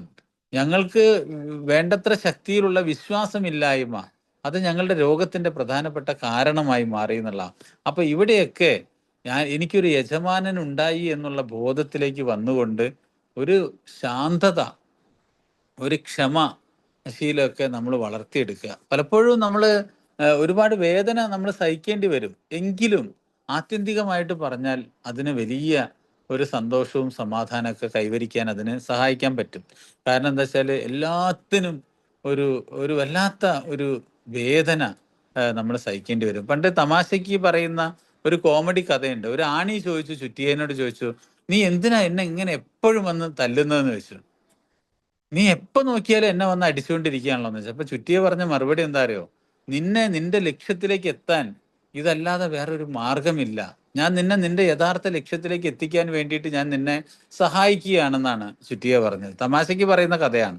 കാരണം ഏത് മരത്തിലാണെങ്കിലും കോൺക്രീറ്റിലാണെങ്കിലും ആ ചുറ്റിക അതിനെ മുകളിൽ അടിച്ചടിച്ച് അതിനെ യഥാർത്ഥ ലക്ഷ്യത്തിലേക്ക് അത് കൊണ്ട് എത്തിക്കുക എന്നുള്ളതാണ് ആണീന്റെ ലക്ഷ്യം. അത് പൂർത്തീകരിക്കണമെങ്കിൽ ആ ചുറ്റിയയ്ക്കേ കഴിയുള്ളൂ എന്നുള്ള പറഞ്ഞ പോലെ നമുക്ക് പലപ്പോഴും നമ്മളുടെ കുടുംബമാകട്ടെ, സമൂഹമാകട്ടെ, ജോലി സ്ഥലങ്ങളാവട്ടെ, എവിടെയൊക്കെ നമുക്ക് പ്രതികൂല സാഹചര്യങ്ങൾ ഉണ്ടാകുന്നുണ്ടോ അതെല്ലാം ഒരു പക്ഷേ നമ്മളുടെ വളർച്ചയ്ക്ക് വേണ്ട വലിയ അവസരങ്ങൾ അത് സമ്മാനിക്കുകയാണെന്നുള്ള. കാരണം പല വേദനകളും നമ്മളുടെ ജീവിതത്തെ കണ്ണു തുറപ്പിക്കും. ചിലപ്പോൾ നമുക്ക് ഒരുപാട് നമ്മളെ മുന്നോട്ട് നയിക്കാൻ, കൊണ്ടുപോകാൻ ഈ വേദനകൾക്ക് വലിയ ഒരു എന്താ പറയാ ഒരുപാട് നമുക്കത് സഹായിക്കാൻ നമുക്ക് കഴിയുന്നില്ല. അപ്പൊ അതുകൊണ്ട് പലപ്പോഴും നമ്മളിങ്ങനെ പേടിക്കേണ്ട കാര്യമില്ല. എല്ലാം തകർന്നു പോയി, ഒന്നും പറ്റില്ല. ചില ആളുകൾ പറയും, "ഓ, എല്ലാം കഴിഞ്ഞു, ഇനി ഒന്നിനും കഴിയില്ല, എല്ലാം നശിച്ചു പോയി" എന്ന് പറഞ്ഞാൽ ഒരാൾ ഇതേപോലെ പെട്ടെന്ന് എനിക്ക് കഥ പറയാം. ഒരാൾ ഇങ്ങനെ എല്ലാം നഷ്ടപ്പെട്ട് നശിച്ചിട്ട് അയാൾ ആത്മഹത്യ ചെയ്യാൻ വേണ്ടിയിട്ട് അയാൾ വീട്ടിൽ നിന്ന് ഇറങ്ങി ഒരു സ്ഥലത്ത് ഇങ്ങനെ റോഡ് സൈഡിൽ ഇങ്ങനെ ഇരിക്കുക. അപ്പൊ തൊട്ടടുത്ത് വലിയൊരു വേസ്റ്റ് ബാസ്ക്കറ്റ് കണ്ടു ഇയാൾ. ഈ വേസ്റ്റ് ബാസ്ക്കറ്റിൽ മുഴുവനും വേസ്റ്റുകളാണ്. അതിൽ കടലാസ് ഉണ്ട്, പ്ലാസ്റ്റിക് ഉണ്ട്, അതുപോലെ അതിൽ ഒരുപാട് ഭക്ഷണ അവശിഷ്ടങ്ങളുണ്ട്. അതിങ്ങനെ നിറഞ്ഞിരിക്കുക. തൊട്ടടുത്ത് വന്നിട്ട് ഒരാൾ വന്നിട്ട് ഇതിന്റെ അകത്തുനിന്ന് പെറുക്കി പെറുക്കി ചില കാർഡ്ബോർഡുകളും പേപ്പറുകളൊക്കെ പെറുക്കി ഒരാൾ കൊണ്ടുപോയി. കുറച്ച് കഴിഞ്ഞപ്പം വേറെ ആരോ വന്നിട്ട് അതിന്റെ ഇലകളും ഇതെല്ലാം ഒരു ആടോ പശു എന്തോ വന്ന് തിന്നുപോയി. പിന്നെ കുറച്ച് കഴിഞ്ഞപ്പോൾ വേറെന്തോ വന്ന് ബാക്കിയുള്ള സാധനങ്ങളൊക്കെ എടുത്തുകൊണ്ട് പോയി. അപ്പൊ ഇയാൾക്ക് ഒരു ബോധോദയം ഉണ്ടാവുകയാണ്. കാരണം ഒന്നിനും വേണ്ടാത്ത ഒരു വേസ്റ്റ് ബാസ്ക്കറ്റ് നിറച്ച് വേസ്റ്റ് ഇരിക്കുമ്പം ആ വേസ്റ്റ് ബാസ്ക്കറ്റിന് പോലും ഒരുപാട് ആളുകളെ സഹായിക്കാനും ആവശ്യമായിട്ട് മാറുന്നുണ്ടെങ്കിൽ ഈ ഒന്നിനും കൊള്ളാത്ത ഞാനും ഈ ലോകത്ത് എന്തിനേക്കോ വേണ്ടി ബാക്കിയാവുന്നുണ്ടല്ലോ, എന്നെ കൊണ്ടും എന്തെങ്കിലുമൊക്കെ ഉപകാരം ഈ ലോകത്ത് ഉണ്ടാവുമല്ലോ എന്നൊന്ന് സ്വയം അയാൾ ചിന്തിക്കുകയും അയാളുടെ ജീവിതത്തിലേക്ക് ആത്മഹത്യ ചെയ്യാതെ തിരിച്ചുപോയി എന്നുള്ളൊരു കഥയാണെങ്കിൽ പോലും അതൊക്കെ നമ്മളെ ജീവിതവുമായിട്ട് ഒരുപാട് അടുത്ത ബന്ധമുണ്ട് എന്ന് നമ്മൾ ചിന്തിക്കേണ്ടിയിരിക്കുന്നു എന്നുള്ളതാണ്. ഇപ്പൊ ഞാൻ പറഞ്ഞു വന്നത് എന്താ വെച്ചാല്, ആൽക്കോളിക് അനോണിമസ് എന്ന് പറയുമ്പോൾ ഒരു സമഗ്രമായിട്ട് നമുക്ക് കാണാൻ പറ്റണം. ഏതെങ്കിലും ഒരു മൂലയിൽ നിന്നിട്ട് ടിക്കറ്റ് എടുക്കാതെ ഓട്ടോയിലൂടെ മറ്റേ ഗ്രൗണ്ടിലെ ഫുട്ബോൾ കളി കാണലല്ല നമ്മളെ പരിപാടി. അന്തസ്സായിട്ട് ടിക്കറ്റ് എടുത്ത് ഗാലറിയിൽ ഇരുന്നിട്ട് ലൈവായിട്ട് നമ്മളുടെ ഈ ഫുട്ബോളോ ക്രിക്കറ്റോ മാച്ച് കാണുക എന്നുള്ളത് പറഞ്ഞ പോലെ ആൽക്കോളിക് അനോണിമസിന്റെ ആ കൂട്ടായ്മയുടെ അകത്ത് കയറി ഒരു നല്ലൊരു സ്പോൺസറെ കണ്ടെത്തി അതിഗംഭീരമായിട്ട് ആ മെസ്സിയൊക്കെ കളിച്ച് എന്താ പറയാ കൂന്ത് വിളയാടുന്ന പോലെ നമുക്ക് ഈ പ്രോഗ്രാമിൽ മറ്റേ അതിഗംഭീരമായിട്ട് നമുക്ക് കളിച്ച് കുളിക്കാൻ നമുക്ക് സാധിക്കണം. അങ്ങനെ വരുമ്പോ എന്താ സംഭവിക്കാറ് നിങ്ങള്? ആരൊക്കെ നമ്മളെ എതിർക്കട്ടെ, ആരൊക്കെ നമ്മളെ പുച്ഛിക്കട്ടെ, ഇതൊന്നും നമ്മളെ വിഷയമാവില്ല. കാരണം എന്താ, നമ്മൾ ഇന്ന് ഒരു മഹത്തായ ഒരു യാത്രയിലാണ്. അതുകൊണ്ട് തന്നെ ഒരിക്കലും നമ്മൾ പുറകോട്ടല്ല നമ്മൾ നോക്കണം, നമ്മൾ മുന്നോട്ടാണ്. എത്ര പോരായ്മകൾ ഉണ്ടെങ്കിലും ഞാൻ എൻ്റെ ലക്ഷ്യത്തിലേക്ക് കുതിച്ചുകൊണ്ടിരിക്കുകയാണെന്നുള്ള ആ ഒരു ഉള്ളിൽ നിന്നുള്ള തോന്നൽ നമ്മളെ മുന്നോട്ട് ഇങ്ങനെ കുതിച്ചുകൊണ്ടിരിക്കുന്നതാണ്. അപ്പൊ അത് വലിയൊരു ഗംഭീരമായ പ്രഖ്യാപനമാണ്. അപ്പൊ അതുകൊണ്ട് തന്നെ വീണ്ടും ഞാൻ ആവർത്തിക്കുന്നു, കുടുംബം എന്ന് പറയുമ്പം ഫാമിലി എന്ന വാക്കിന്റെ അർത്ഥം തന്നെ തമാശക്ക് പറയുന്നത് father and mother I love you എന്നൊക്കെ പറയും. എങ്ങനെ വേണമെങ്കിൽ നമുക്ക് അതിനെ വേണമെങ്കിൽ വിശദീകരിക്കാൻ പറ്റും. ഞാൻ തമാശക്ക് പറഞ്ഞതേ ഉള്ളൂ. അങ്ങനെയുള്ള ഒരു അവസ്ഥയിൽ നമ്മളുടെ ഈ കുടുംബ ജീവിതം മറ്റുള്ള സ്ഥലത്തേക്കാളും പ്രത്യേകം ഇപ്പൊ കേരളം എന്നൊക്കെ പറയുമ്പോൾ എല്ലാവർക്കും ഒരുപാട് മാതൃകാപരമായ കാര്യങ്ങൾ സമ്മാനിച്ച ഒരു സ്ഥലമാണ്. എന്താ വെച്ചാല് നമ്മൾ ഒരുപാട് കാലം ബന്ധങ്ങൾക്ക് പ്രാധാന്യം കൊടുത്തുകൊണ്ട് ഈ കുടുംബ ബന്ധങ്ങളൊക്കെ 60ഉം 70ഉം കൊല്ലമൊക്കെ ജീവിക്കുന്ന കുടുംബാംഗങ്ങൾ നമ്മളുടെ ഇടയിലുണ്ട്. അപ്പൊ അതുകൊണ്ട് തന്നെ മാതൃകാപരമായിട്ട് ഇപ്പൊ പലപ്പോഴും നമുക്ക് ഒരുപാട് പ്രയാസങ്ങൾ ഉണ്ടാവും. കാരണം എന്താ വെച്ചാല് നമ്മൾ ഒരുപാട് കഷ്ടപ്പെട്ടവരാണ്. നമുക്ക് ഈ മദ്യാസക്തരെന്ന് പറഞ്ഞാല് വളരെ ദുർബലരാണ്. അപ്പൊ അതുകൊണ്ട് അവർക്ക് ഒരിക്കലും പെട്ടെന്ന് ഇതൊന്നും അതിജീവിക്കാൻ കഴിയില്ല. പക്ഷേ കഴിയില്ല എന്ന് പറഞ്ഞ് നമ്മൾ തിരിച്ചു ഓടരുത്. നമുക്ക് ചെറിയ ഒരളവിലെങ്കിലും നമുക്ക് പരിശീലിക്കാൻ നമ്മൾ തയ്യാറായാൽ തീർച്ചയായിട്ടും നിത്യാഭ്യാസി ആനയെടുക്കുന്നു പറഞ്ഞ പോലെ നമുക്കും വളരെ ഈസി ആയിട്ട് ചില കാര്യങ്ങളൊക്കെ നമുക്ക് ചെയ്യാൻ പറ്റും. കാരണം നമ്മളുടെ ഉള്ളില് അതിഗംഭീരമായ ശക്തിയുണ്ട്. നമ്മൾ ആലോചിച്ചാൽ മതി. ഈ ശക്തി കണ്ടെത്താൻ വലിയ ദൂരമൊന്നും നമ്മൾ നോക്കണ്ട, എവിടെയും പോണ്ട. നമ്മളുടെ 80s 90s എന്നൊക്കെ പറയാം, 80 90 കാലഘട്ടങ്ങളിലൊക്കെ നമ്മളൊന്ന് ആലോചിച്ചാൽ മതി. എന്താണ്, നമ്മൾ സ്കൂളിലൊക്കെ പഠിക്കുന്ന സമയത്ത് നമ്മൾ അവിടെ തൊട്ടടുത്ത കുട്ടിക്ക് പെൻസിൽ ഇല്ല എന്ന് പറയുമ്പം നമ്മളെ പെൻസിൽ കടിച്ചു മുറിച്ച് പൊട്ടിച്ചിട്ട് കൊടുത്ത് അവൻ എഴുതിയിരുന്ന ഒരു കാലം ഉണ്ടായിരുന്നു, ഇല്ലേ? ഉച്ചയ്ക്ക് ചോറിന് കറിയില്ല എന്ന് പറഞ്ഞിട്ട് 10 പൈസയുടെ അച്ചാറിന്റെ പാക്കറ്റ് വാങ്ങി പൊട്ടിച്ച് ചോറ് തന്ന ഓർമ്മകൾ നമുക്കിന്നുണ്ട്. 10 പൈസയും 5 പൈസയും 2 പൈസയും ഉപയോഗിച്ച അവസാന എന്താ പറയാ ജനറേഷനാണ് നമ്മളൊക്കെ. ഇപ്പൊ അതേപോലെ ഈ കമ്പ്യൂട്ടറും ഹൈടെക്കും ബ്ലൂ ചിപ്പൊക്കെ വന്ന് ഇതൊന്നും ഇല്ലാത്ത കാലം അനുഭവിച്ച അവസാനത്തെ തലമുറയാണ് നമ്മളൊക്കെ. അപ്പൊ ഇതുപോലെ നമ്മൾ ആലോചിച്ചു, ഞാൻ ഇപ്പോഴും ആലോചിച്ചു, അതിഗംഭീരമായിട്ടൊക്കെ മഴ പെയ്യുമ്പോൾ പത്രത്തിൽ റെഡ് അലേർട്ട് ആണ് മറ്റേ ഓറഞ്ച് അലേർട്ട് ആണെന്നൊക്കെ ഇല്ലാത്ത ഈ കാലത്ത് നമ്മൾ ഈ കുടയും പിടിച്ച് അതിഗംഭീരമായിട്ട് 1-ാം ക്ലാസ്സും 2-ാം ക്ലാസ്സും വിട്ട് അച്ഛനമ്മമാരുടെ കൂടെ സ്കൂളിൽ നിന്ന് കുട പിടിച്ച് നമ്മൾ വീട്ടിൽ വന്നിട്ടുണ്ട്. ഒരു ഭയപ്പാടും നമുക്ക് ഉണ്ടായിട്ടില്ല. അപ്പം ഇത്തരം ഒരുപാട് സാധ്യതകൾ, പൊട്ടൻഷ്യാലിറ്റി എന്നാ പറയാ ഇംഗ്ലീഷിൽ, ഇതൊക്കെ നമ്മളിൽ നിറഞ്ഞു നിൽക്കുന്നുണ്ട്. പിന്നെയാണോ നമുക്ക് ഈ 12 പടികളൊന്നും പരിശീലിക്കാൻ ഒരു ബുദ്ധിമുട്ടുമില്ല. പക്ഷെ നമ്മളെ അഹങ്കാരം, ആ ഒരു എന്താ പറയാ മൂടുപടം പൊട്ടിച്ചെറിയാൻ നമുക്ക് കഴിയണം. അപ്പൊ അങ്ങനെ കഴിഞ്ഞാൽ തീർച്ചയായിട്ടും നമുക്കിത് ഗംഭീരമായിട്ട് നമുക്ക് പ്രാക്ടീസ് ചെയ്യാൻ പറ്റും. യാതൊരു സംശയമൊന്നുമില്ല. പിന്നെ ഇതിനാകെ വേണ്ടത് കീഴ്പ്പെടാൻ തയ്യാറാകുന്നത് വരെ ഫലം നാസ്തിയായിരുന്നു എന്നുള്ളതാണ്. എവിടെയെങ്കിലും ഒന്ന് കീഴടങ്ങുക. കീഴടങ്ങിയാൽ എളുപ്പമാണ്. കാരണം എത്ര വലിയ യുദ്ധമാണെങ്കിലും തോറ്റു എന്ന് പറഞ്ഞാൽ പിന്നെ അടിക്കാൻ പാടില്ല. അതൊരു യുദ്ധത്തിന്റെ നിയമമാണ്. അതാണ് ജീവിതത്തിന്റെ ഏറ്റവും വലിയ പാഠം. നമ്മൾ കീഴ്പ്പെട്ടു എന്ന് പറഞ്ഞാൽ പിന്നെ നമ്മൾ അവിടെ വിജയം ആരംഭിക്കുകയായി എന്നുള്ളതാണ് ഏറ്റവും വലിയ കാര്യം. ഏതായാലും അതൊക്കെ നമ്മൾ തിരിച്ചറിഞ്ഞ് മാതൃകാപരമായിട്ട് നമുക്ക് എല്ലാവർക്കും ഒരുമിച്ച് മുന്നോട്ട് പോകാൻ കഴിയട്ടെ എന്ന് ആത്മാർത്ഥമായി പ്രാർത്ഥിക്കുന്നു. നമ്മളെ സമയം എത്രയായിരുന്നെന്ന് എനിക്ക് ഓർമ്മയില്ല. ഏതായാലും ഇത്രയും നേരം എന്നെ കേട്ടതിന് എല്ലാവരോടും നന്ദി പറഞ്ഞുകൊണ്ട് തൽക്കാലം ഞാൻ നിർത്തട്ടെ. നമുക്ക് എന്തെങ്കിലും ചോദിക്കാനോ കാര്യങ്ങളൊക്കെ ഉണ്ടെങ്കിൽ കുറച്ച് സമയം ഞാൻ ഇതിനകത്ത് ഉണ്ടാവും. സെബാസ്റ്റ്യൻ ചേട്ടനാണോ അറിയില്ല, മോഡറേറ്റർ ആരാന്ന് അറിയില്ല. എല്ലാവർക്കും നന്ദി പറഞ്ഞുകൊണ്ട് തൽക്കാലം നിർത്തുന്നു. താങ്ക് യു സെബാസ്റ്റ്യൻ ചേട്ടാ.